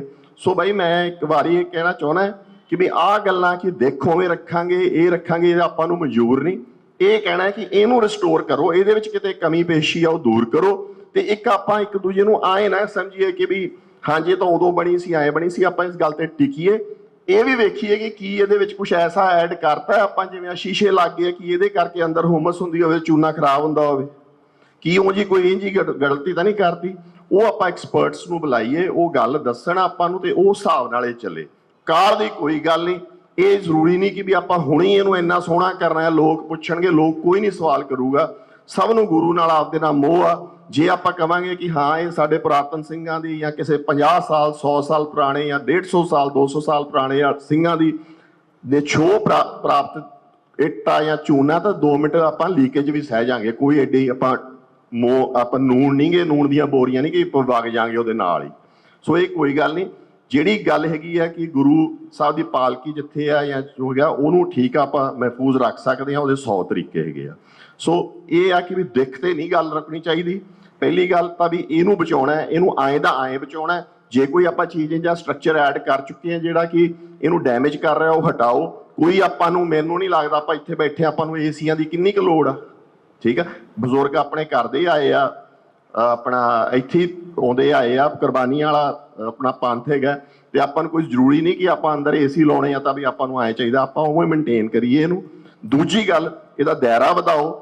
ਗੱਲ ਇਹ ਆ ਕਿ ਕੋਈ ਪਾਲਿਸੀ ਲਿਆਓ, ਕੋਈ ਨੀਤੀ ਲਿਆਓ, ਕੋਈ ਵਿਧੀ ਵਿਧਾਨ ਲਿਆਓ ਕਿ ਅਗਾਂਹ ਤੋਂ ਇਹ ਐਂ ਹੋਊਗਾ। ਇਹ ਨਹੀਂ ਕਿ ਹਰ ਜਗ੍ਹਾ ਜਾ ਕੇ ਪਹਿਲਾਂ ਤੁਸੀਂ ਕਰੋ, ਫਿਰ ਰੌਲਾ ਪਾਈਏ, ਫਿਰ ਸੰਗਤ ਇਕੱਠੀ ਹੋਵੇ, ਫਿਰ ਠੱਲ ਪਵੇ, ਫਿਰ ਤੁਸੀਂ ਕਹੋ ਹਾਂਜੀ ਹੋਵੇ ਕਰਾਂਗੇ, ਫਿਰ ਜਦੋਂ ਕਹੋਗੇ ਹੁਣ ਪ੍ਰੈਸ਼ਰ ਆਫ ਹੋ ਗਿਆ, ਹੁਣ ਅਸੀਂ ਆਦੀ ਮਰਜ਼ੀ ਕਰ ਲਈਏ। ਤਾਂ ਇਹ ਸਿਸਟਮ ਨੂੰ ਬੰਦ ਕਰੋ ਤੇ ਇਹਨੂੰ ਤਰੀਕੇ ਨਾਲ ਕਰੋ।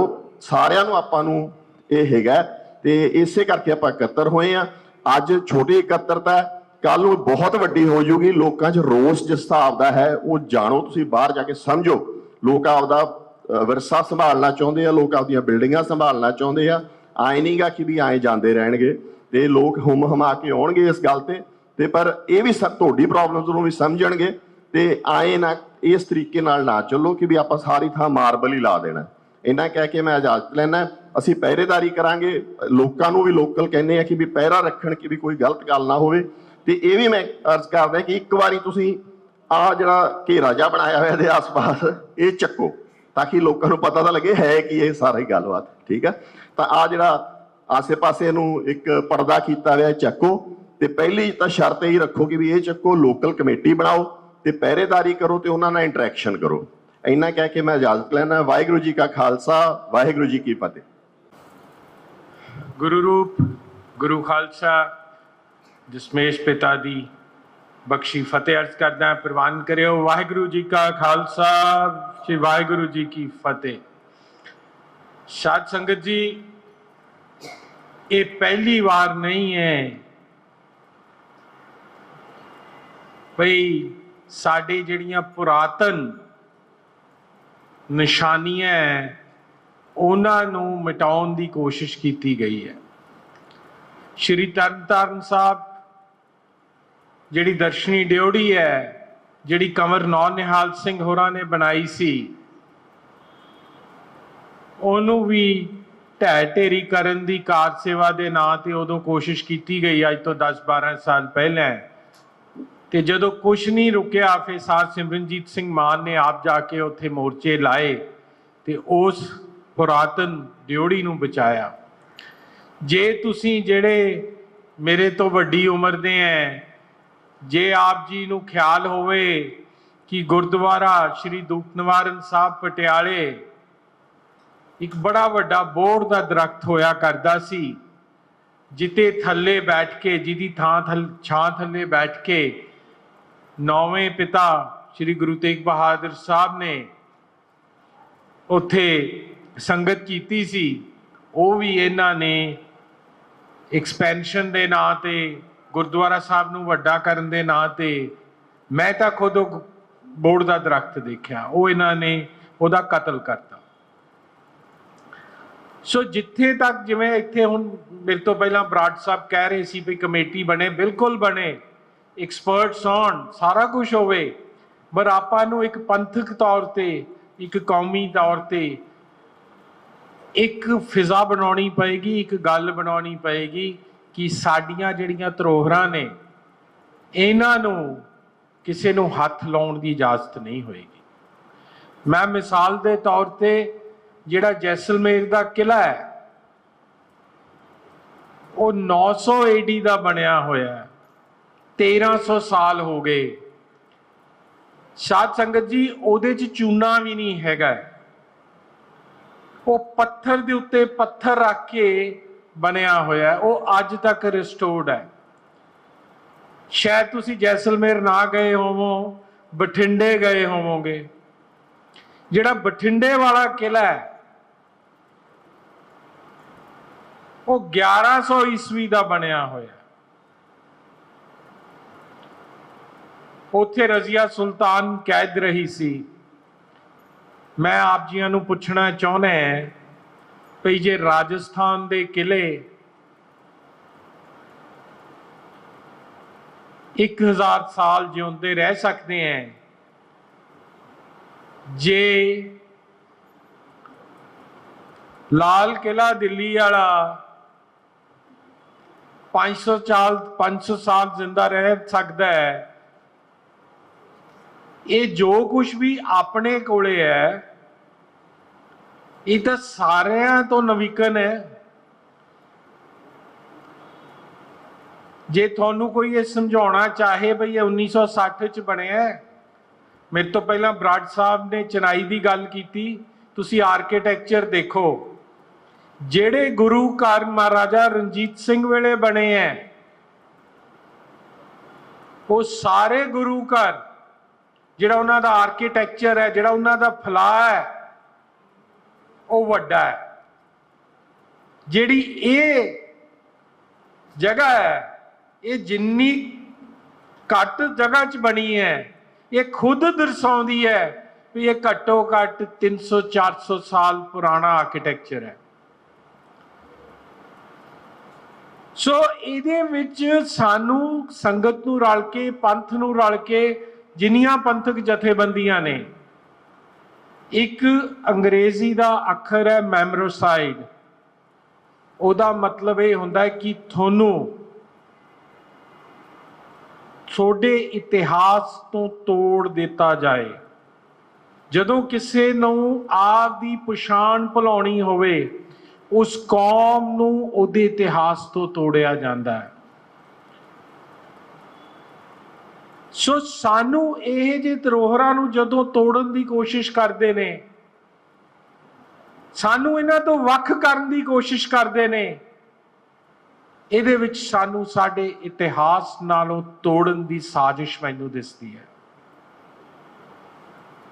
ਸੋ ਆਪਾਂ ਨੂੰ ਸਾਰਿਆਂ ਨੂੰ, ਨਾ ਕਿ ਲੋਕਲ ਸੰਗਤ, ਬਟ ਜਿੰਨੇ ਵੀ ਨਾਨਕ ਨਾਮ ਲੇਵਾ ਨੇ ਸਾਰੀ ਦੁਨੀਆ ਦੇ ਵਿੱਚ, ਆਪਾਂ ਨੂੰ ਜਿਹੜਾ ਇਹ ਪਿਛਲੇ 20-25-30 ਸਾਲ ਤੋਂ ਇਹ ਚਲਨ ਚੱਲ ਗਿਆ ਭਈ ਪੱਥਰ ਲਾਉਣ ਦੇ ਨਾਂ ਤੇ, ਦਿੱਖ ਉਹੀ ਰੱਖ ਕੇ, ਚੀਜ਼ਾਂ ਤੋੜ ਕੇ ਨਵੀਆਂ ਬਣਾਉਣ ਦੇ ਨਾਂ ਤੇ, ਤੁਸੀਂ ਦੇਖੋ ਚਮਕੌਰ ਸਾਹਿਬ ਕੱਚੀ ਗੜੀ ਇਹਨਾਂ ਨੇ ਨਿਬੇੜਤੀ। ਤੁਸੀਂ ਕਿਤੇ ਯੂਰਪ ਚਲੇ ਜਾਓ, ਉਹਨਾਂ ਦਾ ਕੋਈ ਇਤਿਹਾਸ ਦੇਖ ਲਓ, ਰੋਮ ਚਲੇ ਜਾਓ, ਕਿਤੇ ਵੀ ਜਿਹੜੀ 2-2 ਸਾਲ 2000 ਸਾਲ ਪੁਰਾਤਨ ਇਮਾਰਤਾਂ ਨੇ ਉਹ ਉਵੇਂ ਹੀ ਬਚੀਆਂ ਹੋਈਆਂ। ਸੋ ਮੈਂ ਆਪ ਸਾਰਿਆਂ ਨੂੰ ਇਹ ਬੇਨਤੀ ਕਰਾਂਗਾ, ਜਿੱਥੇ ਆਪ ਲੋਕਲ ਕਮੇਟੀ ਬਣਾਓ, ਸ਼੍ਰੋਮਣੀ ਅਕਾਲੀ ਦਲ ਅੰਮ੍ਰਿਤਸਰ ਜਥੇਬੰਦਕ ਤੌਰ ਤੇ ਜਿੱਥੇ ਜਿੱਥੇ ਵੀ ਅਸੀਂ ਹੈਗੇ ਆਂ ਸਾਰੇ ਪੰਜਾਬ 'ਚ, ਅਸੀਂ ਜੇ ਲੋੜ ਪਈ ਸਾਰੀ ਦੁਨੀਆ ਦੇ ਵਿੱਚ ਇਹਦੀ ਮੂਵਮੈਂਟ ਬਣਾਵਾਂਗੇ। ਮੈਨੂੰ ਅੱਜ ਸਰਦਾਰ ਸਿਮਰਨਜੀਤ ਸਿੰਘ ਮਾਨ ਨੇ ਇਹੀ ਸੁਨੇਹਾ ਦੇ ਕੇ ਭੇਜਿਆ ਸੀਗਾ, ਅੱਜ ਸੁਬਾਹ ਗੱਲ ਹੋਈ ਸੀ, ਕਹਿੰਦੇ ਕਿਸੇ ਵੀ ਕੀਮਤ ਤੇ ਆਪਾਂ ਇਹ ਹੋਣ ਨਹੀਂ ਦੇਣਾ, ਸਾਨੂੰ ਅੱਜ ਜੋ ਵੀ ਇੱਥੇ ਸੰਘਰਸ਼ ਵਿੱਢਣਾ ਪਵੇ। ਤੇ ਮੈਂ ਆਪ ਸਭ ਨੂੰ ਇਹੀ ਭਰੋਸਾ ਦਿਵਾਉਣਾ ਹੈ ਵੀ ਫੈਸਲਾ ਤੁਸੀਂ ਕਰੋ, ਸ਼੍ਰੋਮਣੀ ਅਕਾਲੀ ਦਲ ਅੰਮ੍ਰਿਤਸਰ ਤੁਹਾਡੇ ਨਾਲ ਹੈ, ਆਪਾਂ ਇਹਦੇ ਸੰਘਰਸ਼ ਕਰਾਂਗੇ, ਆਪਾਂ ਇਹਨੂੰ ਇਵੇਂ ਹੀ ਬਚਾ ਕੇ ਰੱਖਾਂਗੇ। ਇੰਨੀਆਂ ਕੀ ਬੇਨਤੀਆਂ ਪ੍ਰਵਾਨ ਮੈਂ ਆਪ ਜੀ ਤੋਂ ਖਿਮਾ ਮੰਗਦਾ ਹੈ। ਵਾਹਿਗੁਰੂ ਜੀ ਕਾ ਖਾਲਸਾ, ਵਾਹਿਗੁਰੂ ਜੀ ਕੀ ਫਤਿਹ। ਸਭ ਤੋਂ ਪਹਿਲਾਂ ਫਤਿਹ ਦੀ ਸਾਂਝ ਕਰਦੇ ਹਾਂ ਜੀ। ਵਾਹਿਗੁਰੂ ਜੀ ਕਾ ਖਾਲਸਾ, ਵਾਹਿਗੁਰੂ ਜੀ ਕੀ ਫਤਿਹ। ਮੈਂ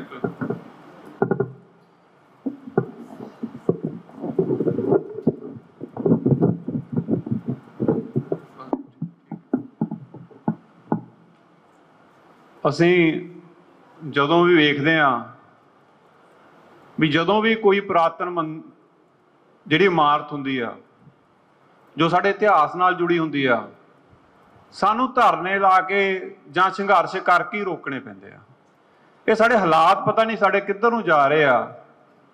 ਮੈਂ ਇੱਕ ਵਾਰ ਤਾਮਿਲਨਾਡੂ ਗਿਆ, ਤਾਮਿਲਨਾਡੂ 'ਚ ਇੱਕ ਬਹੁਤ ਪੁਰਾਣਾ ਮੰਦਿਰ ਸੀ, ਤੇ ਜਦੋਂ ਉਹ ਦੇਖਣ ਤੋਂ ਪਤਾ ਲੱਗਿਆ ਵੀ ਉਹਨਾਂ ਨੇ, ਸਰਕਾਰ ਨੇ ਤੇ ਉਹਨਾਂ ਦੇ ਕਮਿਊਨਿਟੀ ਨੇ ਉਹਨਾਂ ਨੂੰ ਢਾਇਆ ਨਹੀਂਗਾ। ਉਹ ਜੋ ਮਤਲਬ ਉਹ ਢਹਿ ਰਿਹਾ ਸੀਗਾ, ਇੰਨਾ ਪੁਰਾਣਾ ਸੀ। ਉਹਨਾਂ ਨੇ ਕੀਤਾ ਕਿ ਵੀ ਇੰਨਾ ਪੁਰਾਣਾ ਮੰਦਿਰ ਆ ਵੀ ਇਹਨੂੰ ਬਚਾਇਆ ਕਿਵੇਂ ਜਾਵੇ। ਉਹਨਾਂ ਨੇ ਵਿਚਾਲੇ ਉਹਦੇ ਰੇਤਾ ਭਰਿਆ, ਬਾਹਰੋਂ ਉਹਨੂੰ ਸਟਰਕਚਰ ਨੂੰ ਐ ਸਪੋਰਟ ਦੇ ਕੇ ਖੜਾ ਕਰਤਾ, ਤਾਂ ਕਿ ਆਉਣ ਵਾਲੀ ਪੀੜ੍ਹੀ ਨੂੰ ਪਤਾ ਲੱਗੇ ਵੀ ਸਾਡਾ ਧਰਮ ਕਿੰਨਾ ਪੁਰਾਣਾ ਤੇ ਕਦੋਂ ਦਾ। ਤੇ ਸਾਡੇ ਇੱਥੇ ਕੀ ਹੋ ਰਿਹਾ, ਸਾਡਾ ਧਰਮ 400-500 ਸਾਲ ਪੁਰਾਣਾ ਜੇ ਸਾਡਾ ਇਤਿਹਾਸ ਮੰਨੇ ਜਾਈਏ ਤਾਂ। ਬੋਲੀ ਸਾਡੀ ਟੁੱਟ ਗਈ, ਔਰ ਸਾਨੂੰ ਪੜ੍ਹਾਇਆ ਵੀ ਕੀ ਜਾ ਰਿਹਾ।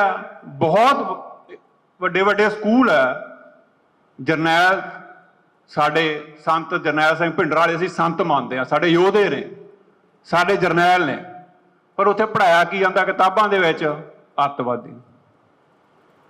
ਅਸੀਂ ਫਿਰ ਜਵਾਕਾਂ ਦੇ ਸਕੂਲਾਂ 'ਚ ਜਾ ਕੇ ਕਿਤਾਬਾਂ ਵੇਖੀਆਂ ਹੀ ਨਹੀਂ, ਕਿਤੇ ਲਾਇਬ੍ਰੇਰੀਆਂ ਵੇਖੀਆਂ ਹੀ ਨਹੀਂ। ਉਹਨਾਂ ਲਾਇਬ੍ਰੇਰੀਆਂ ਕਿਤਾਬਾਂ ਕੀ ਆ, ਤੁਸੀਂ ਕਿਤਾਬ ਚੱਕ ਲਿਓ 84 ਦੇ, ਉੱਥੇ ਉਹਨਾਂ ਨੂੰ ਅੱਤਵਾਦੀ ਦੱਸਿਆ ਗਿਆ।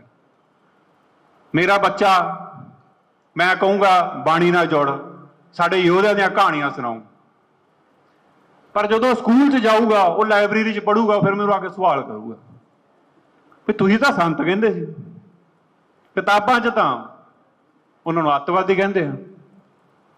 ਮੈਂ ਉਹਨੂੰ ਸਮਝਾਉਂ, ਪਰ ਇੱਕ ਉਹਦੇ ਦਿਮਾਗ ਦੇ ਵਿੱਚ ਕਿੰਤੂ ਪੈਦਾ ਹੋ ਜਾਊ। ਉਹ ਜਦੋਂ ਕਿੰਤੂ ਪੈਦਾ ਚੱਲ ਕੇ ਅੱਗੇ ਜਾਊ, ਬੋਲੀ ਨੂੰ ਵੀ ਟੁੱਟ ਗਿਆ, ਕਿਉਂਕਿ ਬੋਲੀ 'ਚ ਹੁਣ ਜੇ ਮੈਂ ਆਪਦੀ ਮਾਤਾ ਨੂੰ ਜਾ ਕੇ ਕਹਾਂ ਮਾਤਾ ਟੈਨਸ਼ਨ ਨੂੰ ਕੀ ਆਂਦੇ ਆ, ਉਹ 2 ਮਿੰਟ ਸੋਚੂਗੀ। ਸ਼ਬਦ ਉੱਡ ਗਏ ਨਾ, ਹੌਲੀ ਹੌਲੀ ਸ਼ਬਦ ਉੱਡਦੇ ਉੱਡਦੇ ਤੁਹਾਡੀ ਬੋਲੀ ਵਿਸਰਦੀ ਜਾਊ। ਫਿਰ ਜਦੋਂ ਉਹਨੂੰ ਮੈਂ ਕਿਤੇ ਇਤਿਹਾਸਕ ਗੁਰਦੁਆਰੇ 'ਚ ਲੈ ਕੇ ਜਾਊਂਗਾ, ਉਹ ਕਹੂ ਪਾਪਾ ਵੀ ਤੁਸੀਂ ਕਹਿੰਦੇ ਵੀ ਸਾਡਾ ਇਤਿਹਾਸ 400-500 ਸਾਲ ਪੁਰਾਣਾ, ਐਡੇ ਜੰਗੇ ਯੁੱਧ ਹੋਏ ਆ, ਪਰ ਬਹੁਤ ਮੰਦਿਰ ਆ ਜਿਹੜੇ ਹਜ਼ਾਰਾਂ ਸਾਲ ਪੁਰਾਣੇ ਆ, ਉਹਨਾਂ ਦੀਆਂ ਇਮਾਰਤਾਂ ਤਾਂ ਹੈਗੀਆਂ ਨੇ, ਪਰ ਸਾਡੇ ਕਿੱਥੇ ਆ ਇਮਾਰਤ, ਸਾਡਾ ਨਿਸ਼ਾਨ ਕਿੱਥੇ ਆ। ਉੱਥੇ ਸਾਡੇ ਕੋਲ ਸਵਾਲ ਨਹੀਂ ਹੋਣਾ ਇਹ 100 ਸਾਲ ਬਾਅਦ ਹੋ ਜਾਏ, 50 ਸਾਲ ਬਾਅਦ, ਇਹ 200 ਸਾਲ ਬਾਅਦ ਹੋ।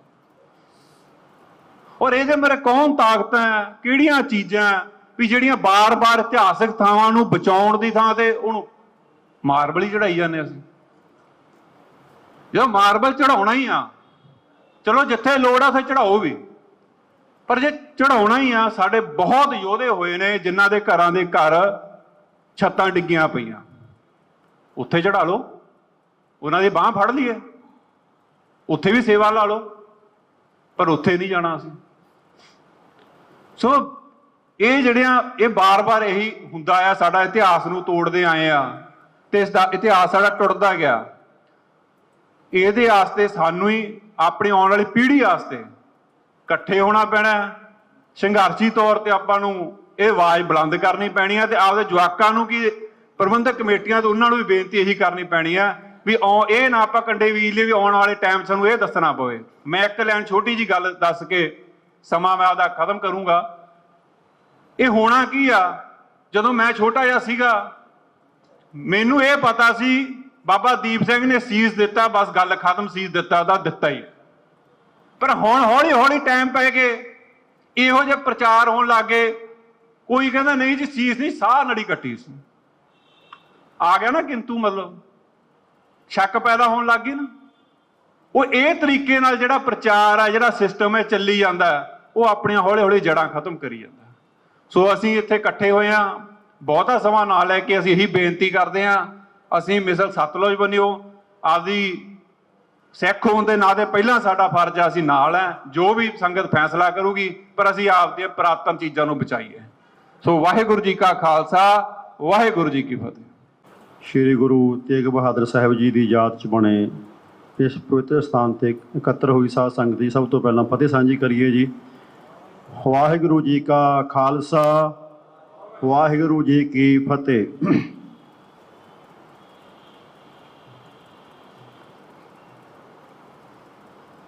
ਅੱਜ ਜਿਹੜਾ ਅਸੀਂ ਇੱਥੇ ਇਕੱਤਰ ਹੋਏ ਹਾਂ, ਉਹਦਾ ਮੁੱਖ ਮੁੱਦਾ ਸਾਨੂੰ ਸਾਰਿਆਂ ਨੂੰ ਪਤਾ ਹੈ ਕਿ ਸਾਡੇ ਜਿਹੜੇ ਧਾਰਮਿਕ ਸਥਾਨ ਤੇ ਨਿਸ਼ਾਨ ਹਨ ਉਹ ਅਸਲੀ ਰੂਪ ਦੇ ਵਿੱਚ ਰਹਿਣ। ਸਾਡਿਆਂ ਮਨਾਂ 'ਚ ਦੁਬਿਧਾ ਕਿਉਂ ਪੈਦਾ ਹੋ ਗਈ?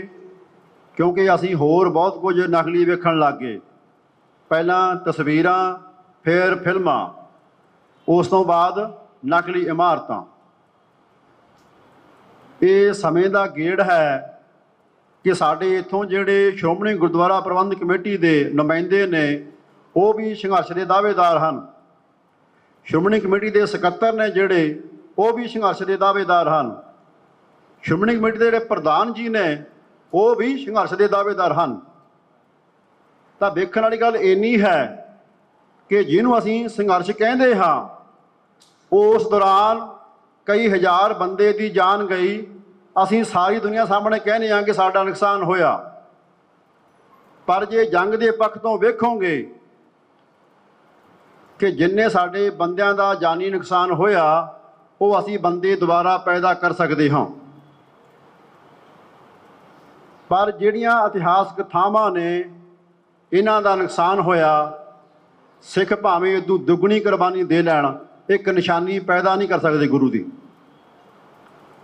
ਤਾਂ ਇਸ ਕਰਕੇ ਜਿਹੜੇ ਇਤਿਹਾਸ ਦਾ, ਜਿਹੜੇ ਜੰਗ ਦਾ ਸਾਨੂੰ ਬਹੁਤ ਜ਼ਿਆਦਾ ਪਤਾ ਹੈ, ਉਹ ਛੋਟਾ ਹਿੱਸਾ ਹੈ।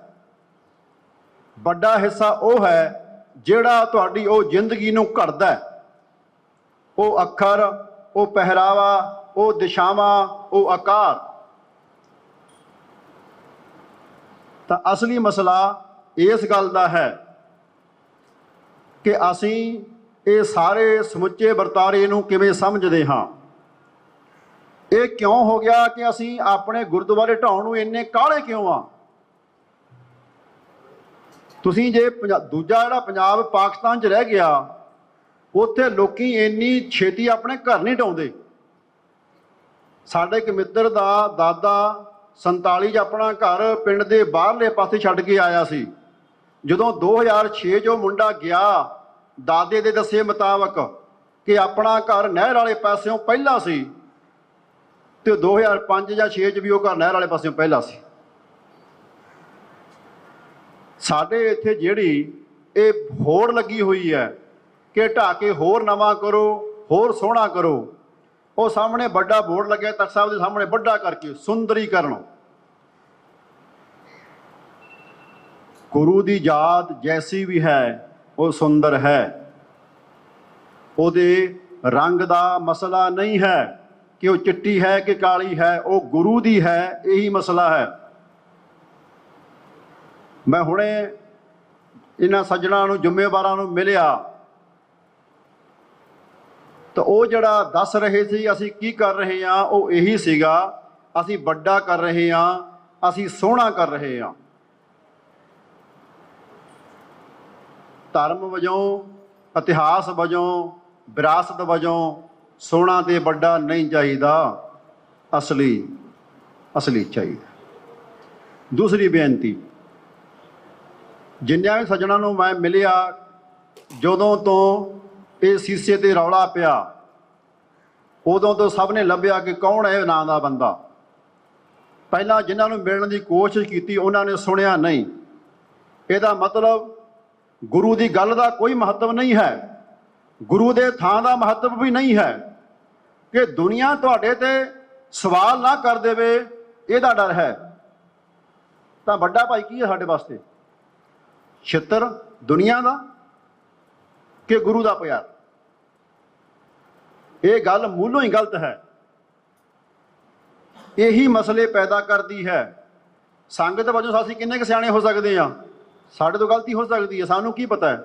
ਜਿਹੜਾ ਬੰਦਾ ਜਿਸ ਅਹੁਦੇ ਤੇ ਬੈਠ ਗਿਆ ਉਹਦੀ ਜ਼ਿੰਮੇਵਾਰੀ ਨਹੀਂ ਹੈ ਕਿ ਉਹਨੂੰ ਨਿਭਾਵੇ। ਉਹ ਇੱਥੇ ਤਖ਼ਤ ਸਾਹਿਬ ਦੇ ਦੁਆਲੇ ਜਿਹੜਾ ਸ਼ਬਦ ਵਰਤਿਆ ਜਾਂਦਾ ਮੈਨੇਜਰ, ਉਹ ਜਿੰਨੇ ਗੁਰਦੁਆਰਿਆਂ ਦਾ ਪ੍ਰਬੰਧ ਹੈ ਲਗਭਗ ਅੱਧੀ ਸ਼੍ਰੋਮਣੀ ਕਮੇਟੀ ਹੈ।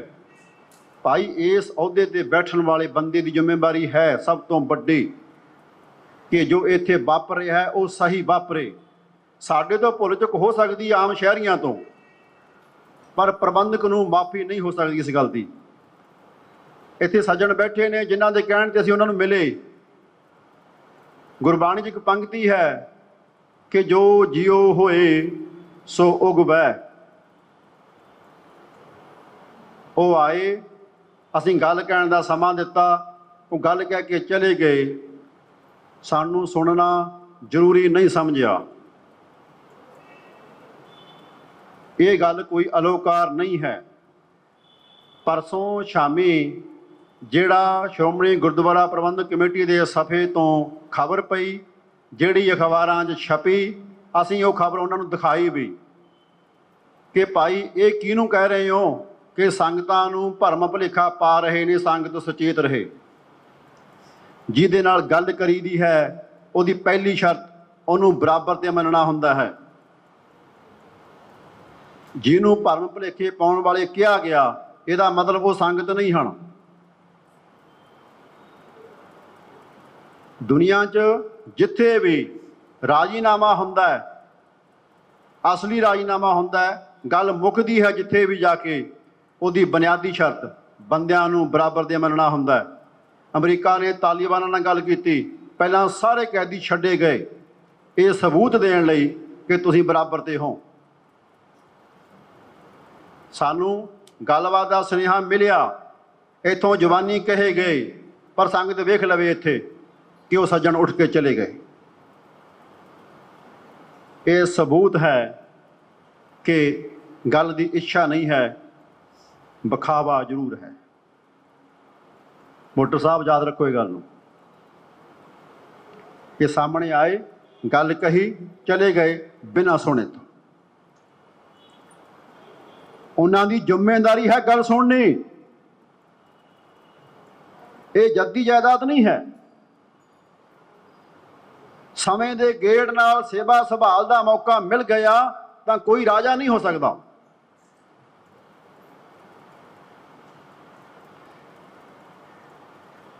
ਉਹ ਆਪਣੀ ਗੱਲ ਤੇ ਕਿੰਨਾ ਨਿਭੜਨਗੇ ਸੰਗਤ ਆਪੇ ਦੇਖ ਲਵੇਗੀ। ਸੰਗਤ ਵਜੋਂ ਸਾਡੇ ਸਾਹਮਣੇ ਦੋ ਹੀ ਮਸਲੇ ਨੇ ਜੀ। ਇੱਕ ਹੈ ਇੱਥੇ ਪਹਿਰੇਦਾਰੀ ਦੇਣੀ, ਤੇ ਜਿੱਥੇ ਜਿੱਥੇ ਵੀ ਪੁਰਾਤਨ ਇਮਾਰਤਾਂ ਹਨ, ਇਤਿਹਾਸਕ ਹਨ, ਸੰਗਤ ਉੱਥੇ ਉੱਥੇ ਪਹਿਰੇਦਾਰੀ ਦੇਵੇ। ਆਹ ਦੀਵਾਰ ਦੇ ਉੱਪਰ ਦੇਖੋ, ਇਹਦੇ ਪਿੱਪਲ ਉਗਰੇ ਹੋਏ ਨੇ ਉੱਪਰ। ਕਹਿੰਦੇ ਛੱਤ ਚੋਂਦੀ ਹੈ, ਪ੍ਰੈਸ ਨੋਟ ਦੇ ਵਿੱਚ ਲਿਖਿਆ। ਕਦੇ ਛੱਤ ਤੇ ਚੜ੍ਹ ਕੇ ਜੇ ਹੱਥ ਮਾਰਿਆ ਹੁੰਦਾ ਆਪਦੇ ਘਰ ਦੇ ਤੇ ਮਾਰਦਿਆਂ, ਜਿਵੇਂ ਪਿੱਪਲ ਨਹੀਂ ਸੀ ਉਗੜਨੇ, ਛੱਤ ਨੇ ਨਹੀਂ ਸੀ ਚੋਣਾ। ਗੁਰੂ ਘਰਾਂ ਜਿੰਨੀਆਂ ਛੱਤਾਂ ਚੋਂਦੀਆਂ ਨੇ ਉਹ ਉੱਪਰ ਉਗੜੇ ਪਿੱਪਲਾਂ ਕਰਕੇ, ਰੁੱਖਾਂ ਕਰਕੇ ਚੋਂਦੀਆਂ ਨੇ। ਮਿਸਾਲ ਸਪਸ਼ਟ ਹੈ ਕਿ ਸੇਵਾ ਹੇਠਾਂ ਹੇਠਾਂ ਚੱਲ ਰਹੀ ਹੈ, ਜਿੰਨੀ ਜਿੰਨੀ ਦੇਖੀ ਜਾ ਸਕਦੀ ਹੈ। ਤਾਂ ਸੰਗਤ ਵਜੋਂ ਸਾਡੀ ਜ਼ਿੰਮੇਵਾਰੀ ਹੈ ਪਹਿਰੇਦਾਰੀ ਦੀ। ਇਹ ਨਾ ਸੋਚੋ ਕਿ ਫਲਾਨਾ ਨਹੀਂ ਕਰਦਾ। ਜਿੰਨਾ ਚਿਰ ਅਸੀਂ ਕੁਝ ਨਹੀਂ ਕਰਿਆ ਕਿਸੇ ਨੇ ਕੁਝ ਕਰਨਾ ਨਹੀਂ ਹੈ। ਇਹ ਪ੍ਰਬੰਧਕੀ ਵਿਗਾੜ ਹਨ। ਇਹ ਇੱਕ ਦਿਨ 'ਚ ਦੂਰ ਨਹੀਂ ਹੋਣੇ, ਨਾਅਰੇ ਲਾ ਕੇ ਵੀ ਦੂਰ ਨਹੀਂ ਹੋਣੇ। ਇਹਦੇ ਲਈ ਬਹੁਤ ਲੰਬਾ ਸਫ਼ਰ ਤੈਅ ਕਰਨਾ ਪੈਣਾ ਹੈ। ਹਾਂ ਠੀਕ ਹੈ, ਗੁਰੂ ਸਾਹਿਬ ਦੀ ਕਿਰਪਾ ਨਾਲ ਹੋ ਸਕਦਾ ਇਹਨੇ ਇੱਥੋਂ ਸ਼ੁਰੂ ਹੋਣਾ ਹੋਵੇ, ਇਸੇ ਸੀਸਗੰਜ ਸਾਹਿਬ ਤੋਂ, ਕਿਉਂਕਿ ਕਦੇ ਤਾਂ ਰੁਕੇਗਾ ਨਾ ਜੀ ਕੰਮ, ਇਹ ਕੋਈ ਤੇ ਰੋਕੇਗਾ ਨਾ ਇਸ ਨੂੰ। ਤਾਂ ਇਹ ਹੈ ਕਿ ਪਹਿਲਾਂ ਅਸੀਂ ਇਸ ਪੜਾਅ ਤੋਂ ਆਪਣੀ ਇਹ ਪਹਿਰੇਦਾਰੀ ਸ਼ੁਰੂ ਕਰੀਏ।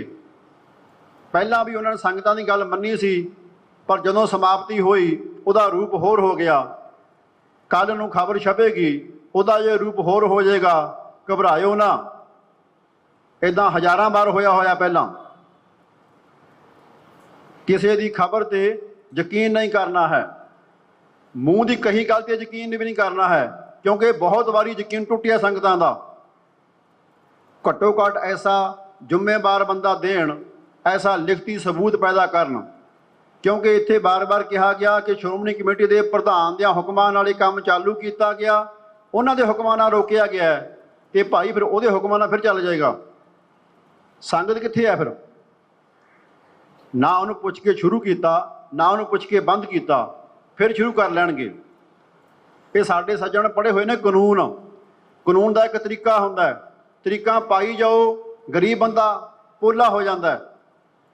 ਸੰਗਤ ਪਹਿਲਾਂ ਇਕੱਠੀ ਹੋਈ ਸੀ 1.5 ਮਹੀਨਾ, ਅੱਜ ਇਕੱਠੀ ਹੋਈ ਹੈ 5 ਵਾਰੀ ਹੋਰ ਇਕੱਠੀ ਹੋਊਗੀ, ਉਦੋਂ ਬਾਅਦ ਇਕੱਠੀ ਨਹੀਂ ਹੋਏਗੀ। ਲੋਕਾਂ ਦਾ ਮਨ ਮੁੜ ਜਾਏਗਾ ਵੀ ਯਾਰ ਕੀ ਕਰੀਏ। ਤਾਂ ਇਹ ਸਮਝਣ ਵਾਲੀ ਗੱਲ ਹੈ। ਕਿਸੇ ਨੂੰ ਭਜਾ ਕੇ ਥਕਾ ਦੇਣਾ ਰਾਜਨੀਤੀ ਦਾ ਬਹੁਤ ਪੁਰਾਣਾ ਅਸੂਲ ਹੈ, ਬੇਹੱਦ ਪੁਰਾਣਾ ਅਸੂਲ ਹੈ ਰਾਜਨੀਤੀ ਦਾ। ਵੀ ਥੋੜੀ ਜਿਹੀ ਮੰਨ ਲਈ ਛੱਡਦੀ, ਥੋੜੀ ਜਿਹੀ ਮੰਨ ਲਈ ਛੱਡਦੀ। ਪੰਜਾਬੀ ਯੂਨੀਵਰਸਿਟੀ ਪਟਿਆਲਾ ਸੀ, ਪੜ੍ਹਦੇ ਸੀ, ਗੁਰੂ ਗ੍ਰੰਥ ਸਾਹਿਬ ਦਾ ਸਰੂਪ ਸੀ ਉੱਥੇ, ਉਹਤੇ ਚਾਨਣੀ ਨਹੀਂ ਸੀ ਲਾਉਂਦੇ।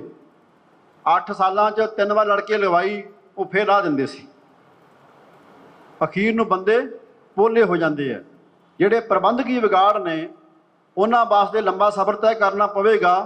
ਤਾਂ ਸਾਡੇ ਤੇ 2 ਜ਼ਿੰਮੇਵਾਰੀਆਂ ਨੇ। ਇੱਕ, ਇੱਥੇ ਪਹਿਰੇਦਾਰੀ ਦੇਣੀ ਕਿ ਜਿਵੇਂ ਉਹ ਕਰਨਾ ਚਾਹੁੰਦੇ ਨੇ ਉਵੇਂ ਨਹੀਂ ਹੋਏਗਾ। ਇਹਦੀ ਕੋਈ ਵੀ ਜਿਹੜੀ ਸਾਂਭ ਸੰਭਾਲ ਹੈ ਉਸੇ ਰੂਪ 'ਚ ਹੋਏਗੀ ਜਿਸ ਰੂਪ 'ਚ ਇਹ ਹੈ।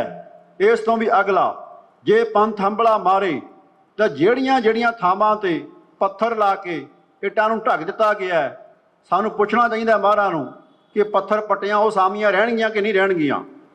ਇਹ ਕੰਮ ਪੁੱਠਾ ਤੋਰਨਾ ਪੈਣਾ, ਅਸਲ ਸਿੱਧਾ ਕਰਨਾ ਪੈਣਾ। ਪੁੱਠਾ ਤੁਰਿਆ ਹੋਇਆ, ਇਹਦੇ ਤੋਂ ਬਿਨਾਂ ਖੇਡ ਰੁਕਣੀ ਨਹੀਂ ਹੈ ਕਿਸੇ ਦਿਨ। ਅਸੀਂ ਚਿੱਠੀ ਲੈ ਕੇ ਜਾਈਏ ਕਿ ਤੁਸੀਂ ਸਾਡੇ ਦਫ਼ਤਰ ਆਓ ਜੀ, ਉਹ ਭਾਈ ਜਿਹੜਾ ਗੁਨਾਹਗਾਰ ਹੈ ਉਹ ਆਵੇ ਸੰਗਤ ਸਾਹਮਣੇ ਤਾਂ ਗੱਲ ਬਣਦੀ ਹੈ। ਸੰਗਤ ਕਿਸੇ ਦੇ ਬੂਹੇ ਜਾਵੇ, ਇਹ ਕਿੱਥੇ ਲਿਖਿਆ? ਜਿਹਨੇ ਜੋ ਵੀ ਸਬੂਤ ਦੇਣਾ ਕਿ ਉਹ ਸਹੀ ਹੈ ਉਹ ਸੰਗਤ ਦੇ ਵਿੱਚ ਆ ਕੇ ਦੇਵੇ ਜੀ। 9ਵੇਂ ਪਾਤਸ਼ਾਹ ਦੇ ਸ਼ਹੀਦੀ ਅਸਾਨ ਗੁਰਦੁਆਰਾ ਸੀਸਗੰਜ ਸਾਹਿਬ ਦੇ ਉੱਤੇ ਸਮਝੌਤਾ ਕਿਸੇ ਬੰਦੇ ਨਾਲ ਨਹੀਂ, ਕਿਸੇ ਗੱਲ ਦਾ ਨਹੀਂ ਹੈ। ਸੰਗਤ ਦੇ ਸਾਹਮਣੇ ਗੁਰੂ ਦੇ ਅਮਲ ਦੇ ਵਿੱਚ ਕੋਤਾਹੀ ਕੀਤੀ ਗਈ ਹੈ ਤੇ ਸੰਗਤ ਦੇ ਸਾਹਮਣੇ ਉਹ ਕੋਤਾਹੀ ਆਪਣੀ ਭਾਈ ਉੱਥੇ ਮੰਨੀ ਜਾਵੇ ਤੇ ਗਾਹਾਂ ਨੂੰ ਚੰਗੇ ਆਲਣ ਦਾ ਸਬੂਤ ਦਿੱਤਾ ਜਾਵੇ, ਤਾਂ ਹੀ ਗੱਲਾਂ ਸੰਭਵ ਹੋਣਗੀਆਂ ਜੀ। ਇਸ ਤਰ੍ਹਾਂ ਜੋ ਕਾਗਜ਼ਾਂ ਦੀ ਹਾਜ਼ਰੀ ਹੈ ਕਿ ਲਿਖ ਕੇ ਪਾ ਦਿੱਤਾ ਜੀ, ਅਸੀਂ 1.5 ਮਹੀਨਾ ਲਾਇਆ, ਸਭ ਨੂੰ ਸੰਪਰਕ ਕਰਿਆ। ਹਾਂ, ਇਸ ਗੱਲ ਦੀ ਮੈਨੂੰ ਅੱਜ ਖਿਮਾ ਹੈ ਕਿ ਜਿਹੜੇ ਕਾਸੇ ਵਾਲੇ ਬਾਬੇ ਆਨੰਦਗੜ੍ਹ ਵਾਲੇ ਸੀ, ਉਹਨਾਂ ਨੇ ਮੈਨੂੰ ਕਿਹਾ ਕਿ ਸਾਨੂੰ ਸੁਨੇਹਾ ਨਹੀਂ ਪਹੁੰਚਿਆ। ਜੇ ਉਹਨਾਂ ਨੂੰ ਸੱਚੀ ਨਹੀਂ ਪਹੁੰਚਿਆ ਤਾਂ ਆਪਾਂ ਉਸ ਗੱਲ ਦੀ ਖਿਮਾ ਕਿ ਉਹਨਾਂ ਕੋਲ ਸਾਡਾ ਨਹੀਂ ਜਾ ਸਕਿਆ। ਪਰ ਮੈਂ ਆਪਣੇ ਜਿੱਤੋਂ ਸਭ ਥਾਂ ਕਈ ਪਾਸਿਆਂ ਤੋਂ ਸੁਨੇਹਾ ਦਿੱਤਾ ਸੀ। ਜੇ ਉਹਨਾਂ ਕੋਲ ਨਹੀਂ ਗਿਆ ਤਾਂ ਮੈਨੂੰ ਸੱਚੀ ਇਸ ਗੱਲ ਦੀ ਖਿਮਾ ਹੈ ਕਿ ਮੈਂ ਇੱਥੋਂ ਉਹਨਾਂ ਦਾ ਨਾਂ ਗਲਤ ਲਿਆ ਗਿਆ ਜੇ ਸੁਨੇਹਾ ਨਹੀਂ ਪਹੁੰਚਿਆ ਸੀ। ਪਰ ਜਿਹੜੇ ਬਾਕੀ ਨੇ ਉਹ ਇੱਥੇ ਮੰਨ ਗਏ ਨੇ ਕਿ ਸੁਨੇਹਾ ਪਹੁੰਚਿਆ ਹੋਇਆ।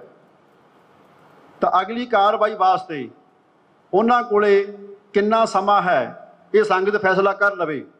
ਪਹਿਲਾਂ ਵੀ ਉਹਨਾਂ ਨੂੰ ਸਮਾਂ ਦੇ ਕੇ ਇਹ ਦਿਨ ਪੈਦਾ ਹੋਇਆ। ਅੱਜ ਉਹ ਹਾਮੀ ਭਰ ਕੇ ਗਏ ਨੇ, ਜੇ ਉਹ ਆਪਣੀ ਹਾਮੀ ਤੇ ਖੜਨਗੇ ਤਾਂ ਉਹਦਾ ਸਬੂਤ ਦੇਣ ਸੰਗਤ ਨੂੰ ਕਿ ਹਾਂ ਉਹ ਖੜਨਗੇ, ਤੇ ਉਹਦੇ ਲਈ ਅਸੀਂ ਸਮਾਂ ਤੈਅ ਕਰ ਸਕਦੇ ਹਾਂ ਕਿ ਉਹ ਕਿੰਨੇ ਘੰਟਿਆਂ 'ਚ ਦੇਣ ਜਾਂ ਕਿੰਨੇ ਦਿਨਾਂ 'ਚ ਦੇਣ। ਪਰ ਇਹ ਉਮੀਦ ਰੱਖ ਕੇ ਚੱਲੋ ਕਿ ਇਹ ਪਹਿਲਾ ਵਰਗਾ ਇੱਕ ਹੋਰ ਛਲਾਵਾ ਹੋ ਸਕਦਾ ਹੈ। ਤੇ ਅਸੀਂ ਆਪਣੇ ਆਪ ਨੂੰ ਹੋਰ ਤਿਆਰ ਕਰੀਏ, ਹੋਰਾਂ ਭੈਣਾਂ ਭਰਾਵਾਂ ਨੂੰ ਸੁਨੇਹਾ ਲਾਈਏ। ਜੇ ਉਹ ਮੰਨ ਜਾਂਦੇ ਨੇ ਤਾਂ ਠੀਕ ਹੈ। ਇਸ ਤੋਂ ਗਾਹਾਂ ਜਿਹੜਾ ਇੱਕ ਸੁੰਦਰੀਕਰਨ ਦਾ ਪ੍ਰੋਜੈਕਟ ਹੈ ਉਹਦੇ ਅਧੀਨ ਇਹ ਸਾਰੇ ਸ਼ਹਿਰ ਦੇ ਗੁਰੂ ਧਾਮਾਂ ਦਾ ਨਕਸ਼ਾ ਬਦਲਿਆ ਜਾਏਗਾ। ਇਹ ਪੱਕੀ ਗੱਲ ਹੈ। ਮੈਂ ਬਾਬਿਆਂ ਦਾ ਧੰਨਵਾਦੀ ਹਾਂ, ਕਾਰ ਸੇਵਾ ਵਾਲਿਆਂ ਦਾ। ਉਹਨਾਂ ਨੇ ਮੇਰੇ ਗਿਆਨ 'ਚ ਵਾਧਾ ਕੀਤਾ ਅੱਜ ਕਿ ਜਦੋਂ ਦਾ ਭਾਈ ਤੂੰ ਕਹਿ ਰਿਹਾ ਇਹ ਪ੍ਰੋਜੈਕਟ ਉਦੋਂ ਦਾ ਨਹੀਂ ਹੈ, ਇਹ 1999 ਦਾ ਹੈ। ਤਾਂ ਮੈਂ ਸੋਚਿਆ ਸੀ ਇਹ 5-7 ਸਾਲ ਪੁਰਾਣਾ ਹੈ ਕਿਤੇ, ਪਰ ਹੁਣ ਪਤਾ ਲੱਗਿਆ ਸਾਰੇ ਸ਼ਹਿਰ ਨੂੰ ਸੋਹਣਾ ਬਣਾਉਣ ਵਾਲਾ ਕੰਮ ਆ ਜਿਹੜਾ ਵੀ ਉਹ ਸ਼ਹਿਰਗਾਹ ਬਣ ਜੇ। ਦਰਬਾਰ ਸਾਹਿਬ ਤੇ ਹਮਲੇ ਤੋਂ ਬਾਅਦ ਜਿਵੇਂ 4 ਚੁਫੇਰਾ ਢਾਹ ਕੇ ਉਸ ਅਕਾਲ ਤਖਤ ਦੀ ਪਰਿਕਰਮਾ ਨੂੰ ਸ਼ਹਿਰਗਾਹ ਬਣਾਇਆ ਗਿਆ, ਜਿਵੇਂ ਤਖਤ ਦਮਦਮਾ ਸ੍ਰੀ ਸਾਹਿਬ ਦੇ ਬਣਾਇਆ ਗਿਆ, ਉਵੇਂ ਸੱਜਣੋ ਇਹ ਸ਼ਹਿਰ ਦੀ ਵਾਰੀ ਹੈ।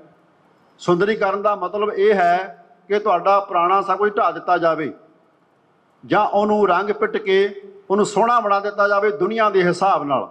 ਹੋਰ ਸੁੰਦਰੀਕਰਨ ਕੁਝ ਨਹੀਂ ਹੈ। ਇਹ ਇਹੀ ਹੈ ਕਿ ਤੁਹਾਡੀ ਪੁਰਾਤਨਤਾ, ਤੁਹਾਡੀ ਸਾਦਾਪਣ, ਤੁਹਾਡਾ ਜੋ ਗੁਰੂ ਨੇ ਚਲਾਇਆ ਸੀ ਉਹ ਸਾਰਾ ਖਤਮ ਹੋ ਜਾਏ। ਇਹ ਇਸੇ ਵੱਡੇ ਕੰਮ ਦਾ ਹਿੱਸਾ ਹੈ ਤੇ ਸਾਡਾ ਜ਼ੋਰ ਪੂਰਾ ਲੱਗੇਗਾ ਇਹਦੇ ਤੇ। ਸਾਰੀਆਂ ਜਥੇਬੰਦੀਆਂ ਖਾਸ ਕਰਕੇ ਸੰਗਤ ਵਜੋਂ ਸਾਰੇ ਸੁਚੇਤ ਰਹਿਣ, ਕਿਉਂਕਿ ਜਿਹੜੀਆਂ ਜਥੇਬੰਦੀਆਂ ਹੁੰਦੀਆਂ ਉਹਦੀਆਂ ਆਪਣੀਆਂ ਸੀਮਾਵਾਂ ਹੁੰਦੀਆਂ ਨੇ, ਖਾਸ ਕਰਕੇ ਚੋਣਾਂ ਵਾਲੇ ਭਾਈਆਂ ਦੀਆਂ। ਕੋਈ ਬੁਰਾ ਨਾ ਮੰਨੇ, ਜੇ ਮੰਨ ਜਾਏ ਤਾਂ ਮੈਨੂੰ ਬੁਰਾ ਵੀ ਨਹੀਂ ਲੱਗਦਾ ਫਿਰ,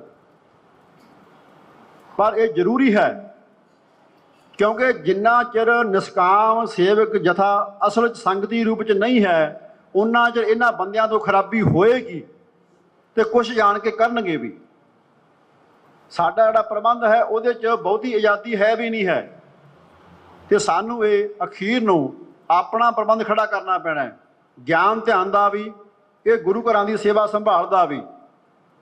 ਜਿਵੇਂ ਮੈਨੂੰ ਪਤਾ ਲੱਗਿਆ ਬਾਬਿਆਂ ਨੇ ਸਾਰੀ ਸੇਵਾ ਕੀਤੀ ਸੀ ਇਹਦੀ 27 ਗੁਰਦੁਆਰਿਆਂ ਦੀ ਮਹੰਤਾਂ ਤੋਂ ਛਡਾਉਣ ਦੀ। ਬਾਕੀ ਗੁਰਦੁਆਰੇ ਛਡਾਏ ਸੀ ਗੁਰਦੁਆਰਾ ਕਮੇਟੀ ਦੇ ਹਿੱਸੇ ਰਾਹੀਂ, ਵੱਡੇ ਹਿੱਸੇ ਤੇ। ਉਹਦਾ ਫਰਕ ਦੇਖਿਓ, ਜਿਹੜੇ ਇਹ ਗੁਰਦੁਆਰੇ ਸੰਤ ਮਹਾਂਪੁਰਸ਼ਾਂ ਨੇ ਛੁਡਵਾਏ ਸੀ ਉਹਨਾਂ ਦਾ ਸਰੂਪ ਪੁਰਾਤਨ ਕਾਇਮ ਹੈ। ਜਿਹੜੇ ਸਾਡੇ ਵਰਗੇ ਪੜ੍ਹਿਆਂ ਨੇ ਛਡਾਏ ਉਹਨਾਂ ਦਾ ਕਾਇਮ ਨਹੀਂ ਰਿਹਾ।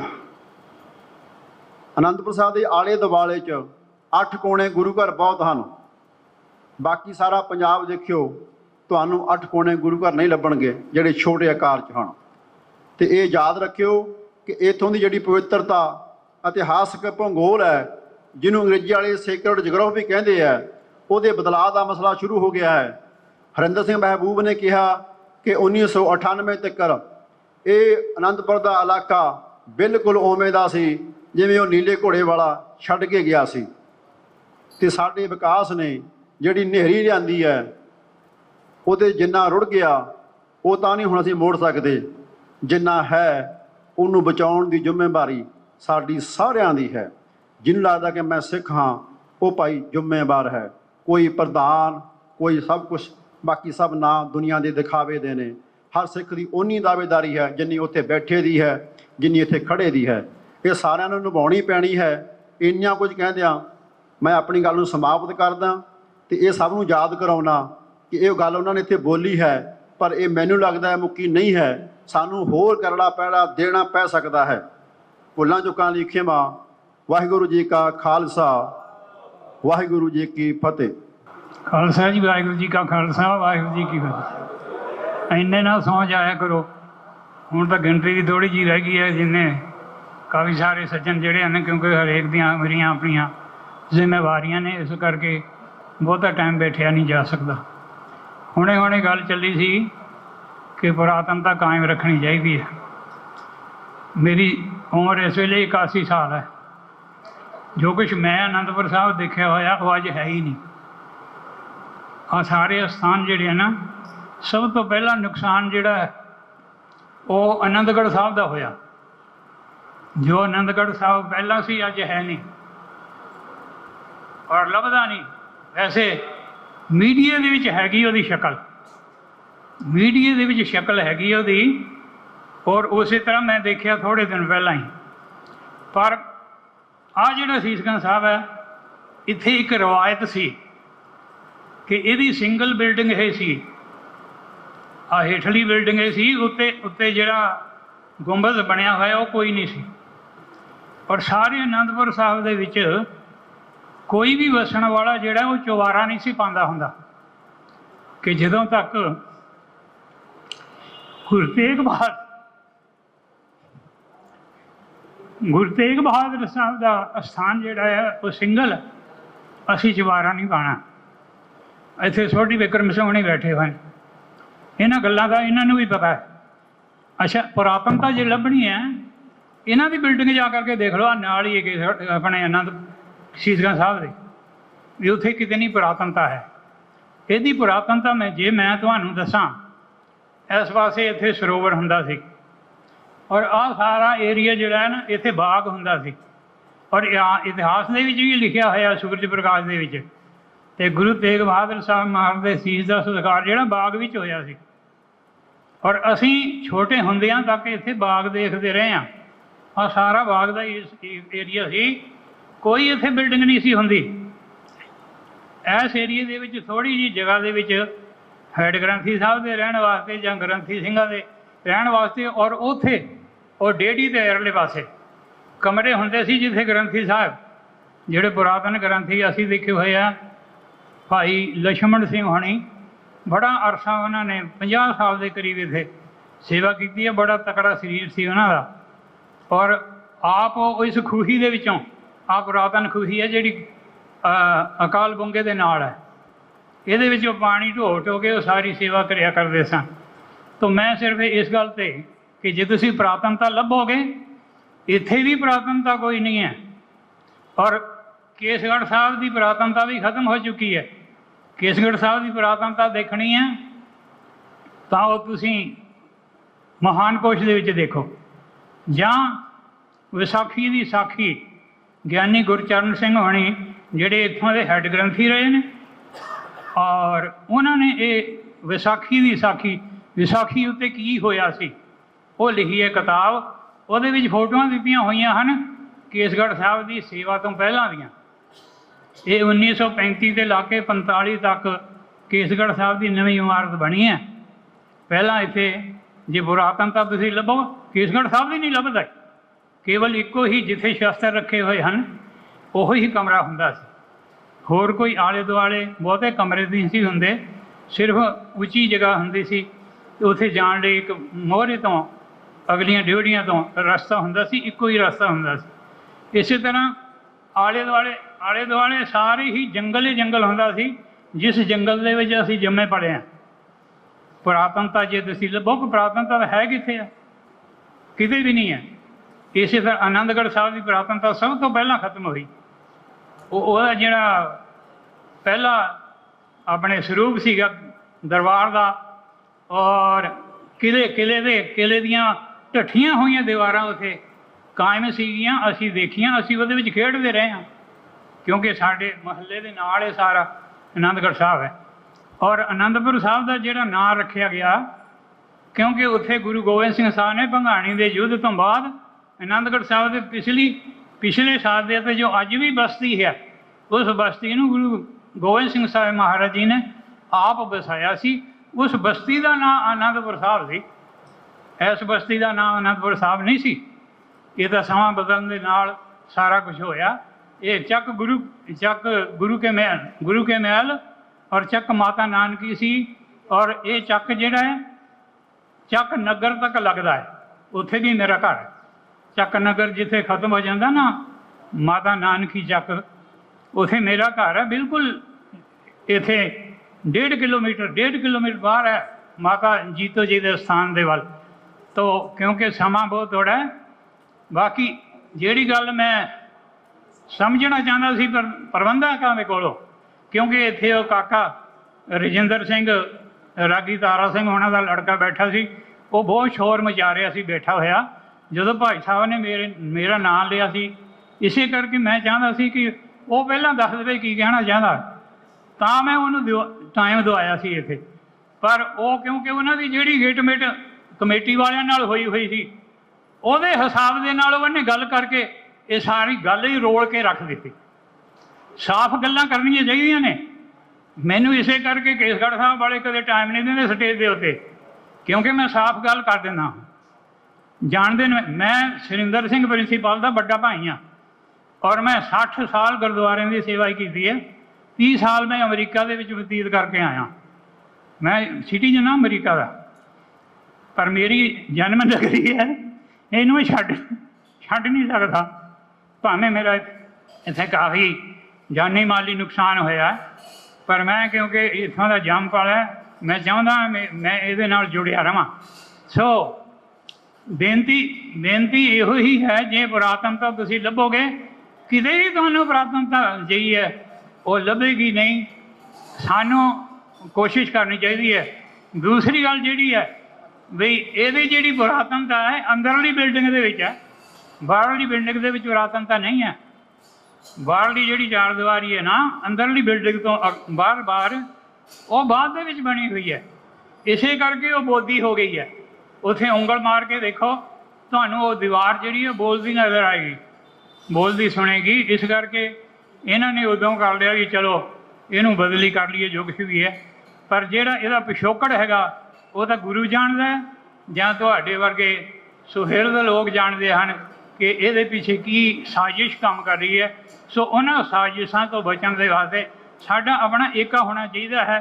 जे साडा एका ना होया तो ये कदे भी श्रोमणी कमेटी के जोड़े मुलाजम है वो साडी शहर वासियों की कोई पेश नहीं जान देंगे, क्योंकि मैं एकासी खालसा इन्हों का हाल देख रहा। 60 साल मैं आनंदपुर साहब तो दूर दूर ही रहा। 30 साल मैं अपने इंडिया के ਵੱਖ-ਵੱਖ स्थानों के उत्ते सेवा करदा। 30 साल मैं अमरीका के बतीत करके आया। और उत्थे पुरातन तो पुरातन गिरजे जोड़े बने हुए ना वो मैं अपने अखीं देखे ने। और गुरजे वो गिरजे जोड़े मार्बल के नहीं बने हुए ना, वो इट्टां के बने हुए, लकड़ां के बने हुए गिरजे आ फिर। और उन्होंने उत्ते बकायदा सन लिखे हुए हैं गुरु नानक साहब के जमाने दियाँ, गुरु अर्जन साहब के जमाने दियाँ बिल्डिंगां उत्थे गिरजियां दियां खलोतियां ने, उन्होंने सेव किया होया है। सो ये सारा कुछ जिहड़ा है अज दी साडी औलाद या साडे अगे जिहड़े भी पढ़े लिखे हैं उन्हां दी लाइन दे उत्ते उन्होंने देख के ही चाहुंदे हैं कि साडी पुरातनता कायम रहे, ताकि वो पुरातनता दे नाल असी गुरु के इतिहास नाल जुड़े रहिए और गुरु की वो जिहड़ियां निशानियां हैं वो साडे धर्म नूं उजागर करदियां रहणगियां। तो मैं इहदे लई पहरा जिहड़े देना है तो ये नहीं भी दो चार वेल इकट्ठे हो गए इधर टुर के चल जाओ तो कोई निगर जदोजहद करन तो रह जाइए। निगर जदोजहद करन दे वास्ते ही कोई कदम चुके जाने चाहिए हैं, तां ही ये साडी पुरातनता का बचाव हो सकता है। इतनी बेनतियां करके खीमा दे जा चुका। वाहिगुरू जी का खालसा, वाहिगुरू जी की फतेह।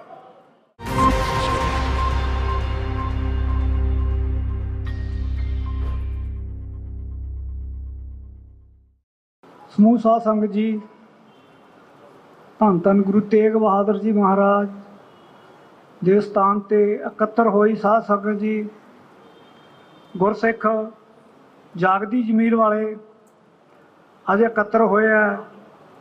ਕਿਸੇ ਵੀ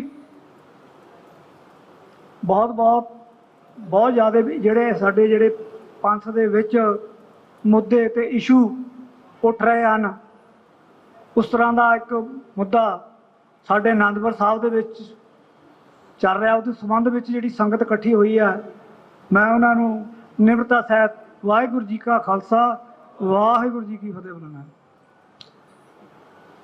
ਅੱਜ ਅਸੀਂ ਇਕੱਠੇ ਹੋਏ ਹਾਂ, ਬਹੁਤੇ ਸਿੰਘਾਂ ਨੂੰ ਤਾਂ ਪਤਾ ਹੋਊਗਾ ਵੀ ਬਹੁਤ ਐਸੇ ਵੀ ਸਿੰਘ ਹੁੰਦੇ ਆ ਜਿਹੜੇ ਭਾਵਨਿਕ ਤੌਰ ਤੇ ਜਾਂ ਸ਼ਰਧਾ ਤੌਰ ਤੇ ਤਾਂ ਗੁਰਸਿੱਖ ਬਹੁਤ ਹੈ, ਉਹਨਾਂ ਅੰਦਰ ਸ਼ਰਧਾ ਗੁਰਬਾਣੀ ਬਾਰੇ ਉਹਨਾਂ ਨੂੰ ਬਹੁਤ ਪਤਾ ਹੁੰਦਾ, ਪਰ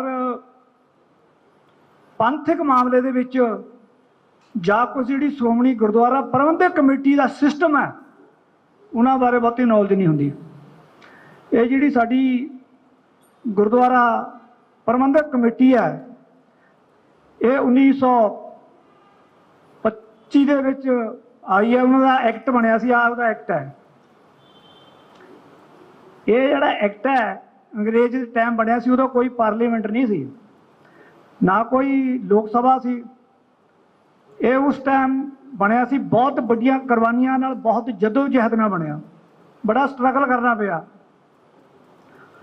ਉਹਦੇ ਵਿੱਚ ਜਿਹੜਾ ਸਾਡਾ ਪਰਿਵਾਰ ਵੀ ਸੀ ਉਹ ਵੀ ਸ਼ੁਰੂ ਤੋਂ ਇਹਦੇ ਨਾਲ ਰਿਲੇਟਡ ਰਿਹਾ, ਇਸ ਕਰਕੇ ਸਾਡੇ ਅੰਦਰ ਇੱਕ ਜਾਗਰੂਕਤਾ ਹੈ। ਮੈਂ ਵੀ ਪਹਿਲਾਂ ਇੱਥੇ ਪੜ੍ਹਿਆ, ਫਿਰ ਹੋਰ ਪਾਸੇ ਪੜ੍ਹਦੇ ਰਹੇ।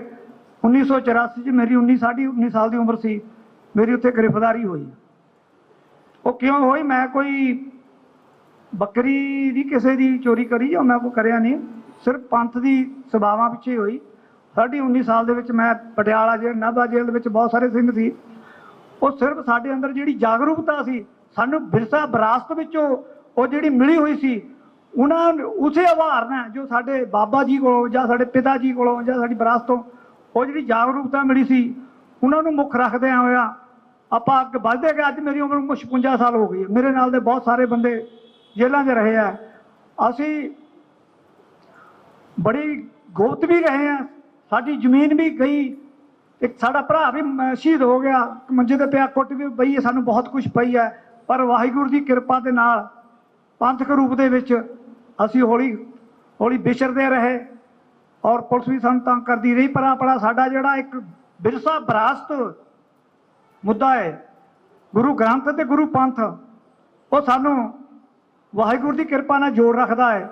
ਉਹਨਾਂ ਦੀ ਕਿਰਪਾ ਕਰਕੇ, ਵਾਹਿਗੁਰੂ ਦੀ ਕਿਰਪਾ ਕਰਕੇ, ਸੰਗਤ ਦੀ ਪੰਥ ਦੀ ਕਿਰਪਾ ਕਰਕੇ ਅੱਜ ਅਸੀਂ ਤੁਹਾਡੇ ਕੋਲ ਆਪਣੇ ਜਿਹੜੇ ਵਿਚਾਰ ਹੈ ਉਹ ਪ੍ਰਗਟ ਕਰਦੇ ਹਾਂ। ਇਹ ਤੋਂ ਪਹਿਲਾਂ ਭਾਈ ਸੁਖਵਿੰਦਰ ਸਿੰਘ ਹੁਣੀ ਮਿਲੇ ਸੀਗੇ, ਇਹਨਾਂ ਨੇ ਇੱਥੇ ਦੇਖਿਆ, ਅਸੀਂ ਵੀ ਨਮਸਕਾਰ ਕਰਨ ਆਨੇ ਆ, ਬਹੁਤਾ ਸਾਡਾ ਵੀ ਧਿਆਨ ਨਹੀਂ ਸੀਗਾ। ਫਿਰ ਜਾਗਰੂਕਤਾ ਦੀ ਗੱਲ ਹੈ ਵੀ ਸ਼੍ਰੋਮਣੀ ਪ੍ਰਬੰਧਕ ਕਮੇਟੀ ਤੇ ਕਾਰ ਸੇਵਾ ਵਾਲੇ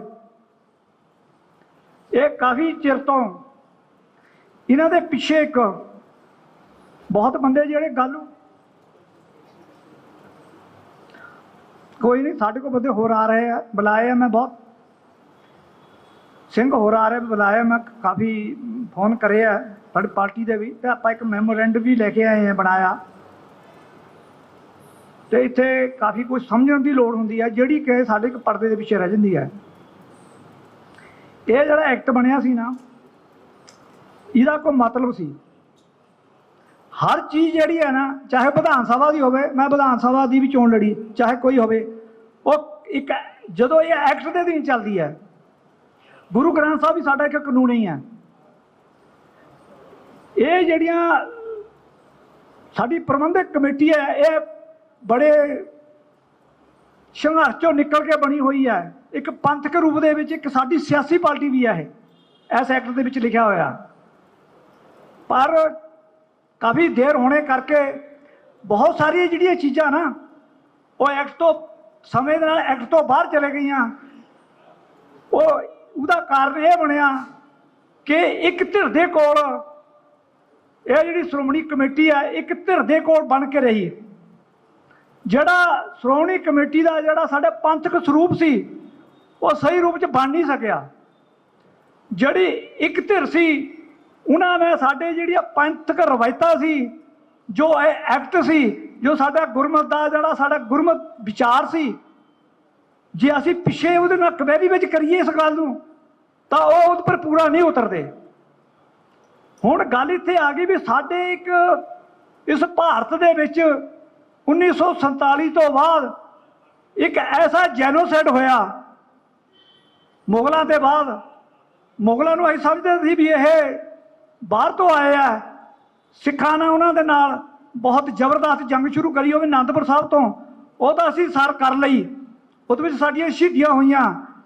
ਅੰਗਰੇਜ਼ ਆਇਆ, ਅੰਗਰੇਜ਼ਾਂ ਦੇ ਵਿੱਚ ਸਾਡੀਆਂ ਬਹੁਤ ਵੱਡੀਆਂ ਸ਼ਹੀਦੀਆਂ ਹੋਈਆਂ, ਉਹ ਅਸੀਂ ਸਰ ਕਰਤਾ, ਅੰਗਰੇਜ਼ ਅਸੀਂ ਬਾਹਰ ਕੱਢ ਦਿੱਤੇ ਔਰ ਇਸ ਦੇਸ਼ ਦੇ ਨਾਲ ਆਪਣੀ ਕਿਸਮਤ ਨੂੰ ਜੋੜ ਲਿਆ। ਹਜ਼ਾਰਾਂ ਸ਼ਹੀਦੀਆਂ ਹੋਈਆਂ ਨੌਜਵਾਨਾਂ ਦੀਆਂ, ਔਰ ਇਸ ਦੇਸ਼ ਨੇ, ਇਸ ਦੇਸ਼ ਦੀ ਇਹ ਕਿਰਤ ਘਣਤਾ ਨੇ ਸਾਨੂੰ, ਸਾਡੇ ਪੰਥ ਨੂੰ, ਸਾਡੇ ਗੁਰੂਆਂ ਨੂੰ, ਇਹਨਾਂ ਨੇ ਇੱਕ ਐਸਾ ਜੈਨੋਸਾਈਡ ਸ਼ੁਰੂ ਕਰ ਦਿੱਤਾ, ਜਿਹੜਾ ਚਾਹੇ ਤਲਵਾਰ ਦੇ ਉਹ ਬੰਦੂਕ ਨਾਲ ਵੀ ਸਾਨੂੰ ਮਾਰ ਰਹੇ, ਤਾਂ ਸਾਨੂੰ ਦਿਮਾਗੀ ਤੌਰ ਤੇ ਮਾਰ ਰਹੇ ਆ। ਇੱਕ ਹੁੰਦਾ ਜ਼ਹਿਰ ਦੱਸ ਕੇ ਦੇਣਾ, ਇਹ ਸਾਨੂੰ ਮਿੱਠਾ ਜ਼ਹਿਰ ਦੇ ਰਹੇ ਆ। ਉਹ ਦੇ ਕਿਹਦੇ ਨਾਲ ਰਹੇ ਆ? ਉਹ ਵੀ ਆਪਣੇ ਬੰਦਿਆਂ ਦੇ ਥਰੂ ਦੇ ਰਹੇ ਆ। ਬਹੁਤ ਸਾਰੇ ਇਸ਼ੂ ਆ। ਸਭ ਤੋਂ ਵੱਡਾ ਜਿਹੜਾ ਹੁਣ ਅਸੀਂ ਸ਼ੁਰੂ ਕਰ ਰਹੇ ਹਾਂ ਵੀ ਜਿਹੜੀਆਂ ਸਾਡੀਆਂ ਪੁਰਾਣੀਆਂ ਧੰਨ ਗੁਰੂ 10 ਗੁਰੂਆਂ ਦੇ ਸਾਹਿਬਾਨਾਂ ਨੇ ਆਪਣੇ ਹੱਥੀਂ ਜਿਹੜੀਆਂ ਚੀਜ਼ਾਂ ਉਸਾਰੀਆਂ ਤੀਆਂ, ਉਹਨਾਂ ਦੇ ਵਿੱਚੋਂ ਸ਼ੀਸ਼ਗੰਜ ਗੁਰਦੁਆਰਾ ਮਹਾਰਾਜ ਜੀ ਗੁਰੂ ਗੋਬਿੰਦ ਸਿੰਘ ਜੀ ਨੇ ਜਿਹੜਾ ਅੰਦਰ ਜਿਹੜਾ ਬਣਿਆ ਆ, ਉਹ ਉਹਨਾਂ ਦੇ ਪੱਥਰ ਦੇ ਵਿੱਚ ਆਪਣੀ ਜਿਹੜੀ ਇੱਕ ਸ਼ੈਲੀ ਹੁੰਦੀ ਹੈ, 3 ਸ਼ੈਲੀਆਂ ਹੁੰਦੀਆਂ, ਇੱਕ ਹੈ ਸਾਡੀ ਸਿੱਖ ਸ਼ੈਲੀ, ਇੱਕ ਹੈ ਮੁਸਲਮਾਨ ਸ਼ੈਲੀ, ਇੱਕ ਹੈ ਈਸਾਈ ਸ਼ੈਲੀ। ਇਹ ਜਿੰਨੀਆਂ ਸਾਡੀਆਂ ਸੁਵਿਧਾਵਾਂ ਨੇ ਉਹਨਾਂ ਦੀ ਆਪਣੀ ਆਪਣੀ ਸ਼ੈਲੀ ਹੁੰਦੀ ਹੈ। ਸਾਡੀ ਇੱਕ ਖਾਲਸਾ ਪੰਥ ਦੀ ਇੱਕ ਸ਼ੈਲੀ ਹੈ ਜਿਹੜੀ ਸਾਨੂੰ ਜਿੰਦਾ ਰੱਖਦੀ ਹੈ, ਸਾਡੀ ਵਿਰਾਸਤ ਨੂੰ ਜਿੰਦਾ ਰੱਖਦੀ ਹੈ। ਜਿਵੇਂ ਇੱਕ ਸਾਡਾ ਸਰੂਪ ਹੈ। ਇਹ ਲੋਕ ਕੀ ਕਰਦੇ ਆ, ਇਹ ਜਿਹੜੀ ਸਾਡੇ ਪਿੱਛੇ ਜਿਹੜੀ ਇੱਕ ਸਾਜ਼ਿਸ਼ ਚੱਲ ਰਹੀ ਹੈ ਔਰ ਸਾਡੇ ਕੋਲ ਮਰਵਾਉਣ ਦੀ, ਉਹ ਸਾਰਿਆਂ ਨੂੰ ਪਤਾ RSS ਦੀ ਹੈ। ਅੱਜ RSS ਸਾਨੂੰ ਇਸ ਢੰਗ ਦੇ ਨਾਲ ਲੈ ਰਹੀ ਹੈ, ਉੱਥੇ ਕਰਾਂਗੇ ਕੋਈ ਨਾ, ਤੁਸੀਂ ਹਾਂ ਕੋਈ ਗੱਲ ਨਹੀਂ, ਚੱਲ ਲੈਣ ਦਿਓ। ਇਹਦੇ ਮੁੱਦੇ ਤੇ ਰਹਿਣਾ, ਮੇਰੀ ਗੱਲ ਸੁਣੋ, ਇਹਦੇ ਪਿੱਛੇ ਜਿਹੜਾ ਰਾਜ ਹੈ, ਹਾਂ। ਵਾਹਿਗੁਰੂ ਜੀ ਕਾ ਖਾਲਸਾ, ਵਾਹਿਗੁਰੂ ਜੀ ਕੀ ਫਤਿਹ। ਗੁਰੂ ਪਿਆਰੀ ਸਾਧ ਸੰਗਤ ਜੀਓ, ਜੋ ਵੀ ਇੱਥੇ ਬੁਲਾਰੇ ਆਏ ਆ, ਸਿਰਫ ਇੱਕ ਹੀ ਮੁੱਦਾ ਵਾ, ਮਾਤ ਨੂੰ ਬਚਾਉਣ ਦਾ। ਇਸ ਤੋਂ ਬਗੈਰ ਕੋਈ ਗੱਲ ਨਹੀਂ ਕਰਨੀ, ਕੋਈ ਇੱਥੇ ਸ਼ਹੀਦੀਆਂ ਨਹੀਂ ਪਾਉਣੀਆਂ ਕਿਸੇ ਨੇ, ਨਾ ਇੱਥੇ ਕੋਈ ਸ਼੍ਰੋਮਣੀ ਕਮੇਟੀ, ਨਾ ਦੂਜੀ ਕਿਸੇ ਦੀ ਕੋਈ ਗੱਲ ਨਹੀਂ ਹੈਗੀ। ਇੱਕੇ ਪਿੱਛੇ ਤੇ ਗੱਲ ਕਰੋ ਜਿਹੜੀ ਕਰਨੀ ਆ। ਇਦਾਂ ਨਹੀਂ ਭਾਈ, 1 ਮਿੰਟ ਦਾ ਕੋਈ ਮਤਲਬ ਨਹੀਂ, 1 ਮਿੰਟ ਠੀਕ ਹੈ। ਮੈਂ ਕਿਹਾ ਇੱਦਾਂ ਨਹੀਂ ਹੋਣਾ, ਕੋਈ ਪ੍ਰੋਸੈਸ ਹੁੰਦਾ, ਹਰ ਚੀਜ਼ ਦਾ ਪ੍ਰੋਸੈਸ ਹੁੰਦਾ, ਹਰ ਚੀਜ਼। ਮੈਂ ਇਹ ਮੁੱਦੇ ਤੇ ਕਰੂੰਗਾ। ਮੇਰੀ ਗੱਲ ਸੁਣੋ, 1 ਮਿੰਟ ਮੇਰੀ ਗੱਲ ਠੀਕ ਹੈ। ਜਿਹੜੀ ਸੰਗਤ ਬੈਠੀ ਹੈ, ਜੇ ਕਹਿੰਦੇ ਮੰਨ ਲੈਂਦੇ ਹਾਂ ਜੀ, ਅਸੀਂ ਇਹ ਕਹਿੰਦੇ ਇਸੇ ਮੁੱਦੇ ਤੇ ਕਰੋ, ਪਰ ਅਸੀਂ ਬੇਨਤੀ ਇਹ ਕਰਦੇ ਹਾਂ ਵੀ ਜੋ ਸਾਡਾ ਗੁਰੂ ਸਾਹਿਬ ਦਾ ਵਿਰਾਸਤ ਹੈ, ਜਿਹੜੀ ਸਾਡੀ ਵਿਰਾਸਤ ਹੈ, ਅਸੀਂ ਵਿਰਾਸਤ ਨੂੰ ਕਿਵੇਂ ਬਚਾਉਣਾ ਹੈ। ਹੁਣ ਆ ਜਾਓ ਗੱਲ ਬਈ ਸ਼੍ਰੋਮਣੀ ਕਮੇਟੀ ਹੈ ਜਿਹੜੀ, ਇਹਨੂੰ ਕੌਣ ਬਣਾਉਂਦਾ? ਅਸੀਂ ਬਣਾਉਂਦੇ ਹਾਂ। ਜੇ ਸ਼੍ਰੋਮਣੀ ਕਮੇਟੀ ਨੂੰ ਇਹ ਜਿਹੜੀ ਸੰਗਤ ਬਣਾਉਂਦੀ ਹੈ, ਤਾਂ ਇਹ ਸੰਗਤ ਦੀ ਵੀ ਉਨੀ ਜ਼ਿੰਮੇਵਾਰੀ ਹੈ, ਨਾ ਕਿ ਕੱਲੀ ਸ਼੍ਰੋਮਣੀ ਕਮੇਟੀ ਦੀ। ਸ਼੍ਰੋਮਣੀ ਕਮੇਟੀ ਸੰਗਤ ਨੂੰ ਜਿਹੜੇ ਜ਼ਿੰਮੇਵਾਰ ਇਹ ਦੱਸਣ ਵੀ ਜੋ ਇਹ ਸੇਵਾ ਕਰ ਲੱਗੇ ਆ, ਇਹਨਾਂ ਦਾ ਕੀ ਮਤਲਬ ਹੈ, ਕੀ ਭਾਵਾਂ ਇਹਨਾਂ ਦਾ ਮੂਹਰੇ ਰੱਖਣ। ਔਰ ਇਹ ਜਿਹੜੀ ਸੇਵਾ ਹੈ, ਇਹਦੇ ਵਿੱਚ ਜਿਹੜੇ ਸਾਡੇ ਲੋਕਲ ਬੰਦੇ ਆ, ਸਾਡੇ ਲੋਕਲ ਸ਼ਹਿਰ ਦੇ ਆ, ਪਿੰਡਾਂ ਦੇ ਆ, ਜੋ ਆ, ਉਹਨਾਂ ਦੀ ਇੱਕ ਕਮੇਟੀ ਬਣੇ, 11 ਮੈਂਬਰੀ ਕਮੇਟੀ ਬਣੇ, 21 ਮੈਂਬਰੀ ਕਮੇਟੀ ਬਣ। ਉਹ ਜਿਹੜੀ ਕਮੇਟੀ ਹੈ ਡਿਸਾਈਡ ਕਰੂਗੀ ਔਰ ਉਹ ਕਰੇਗੀ, ਉਹ ਰਿਪੋਰਟ ਦੇਗੀ।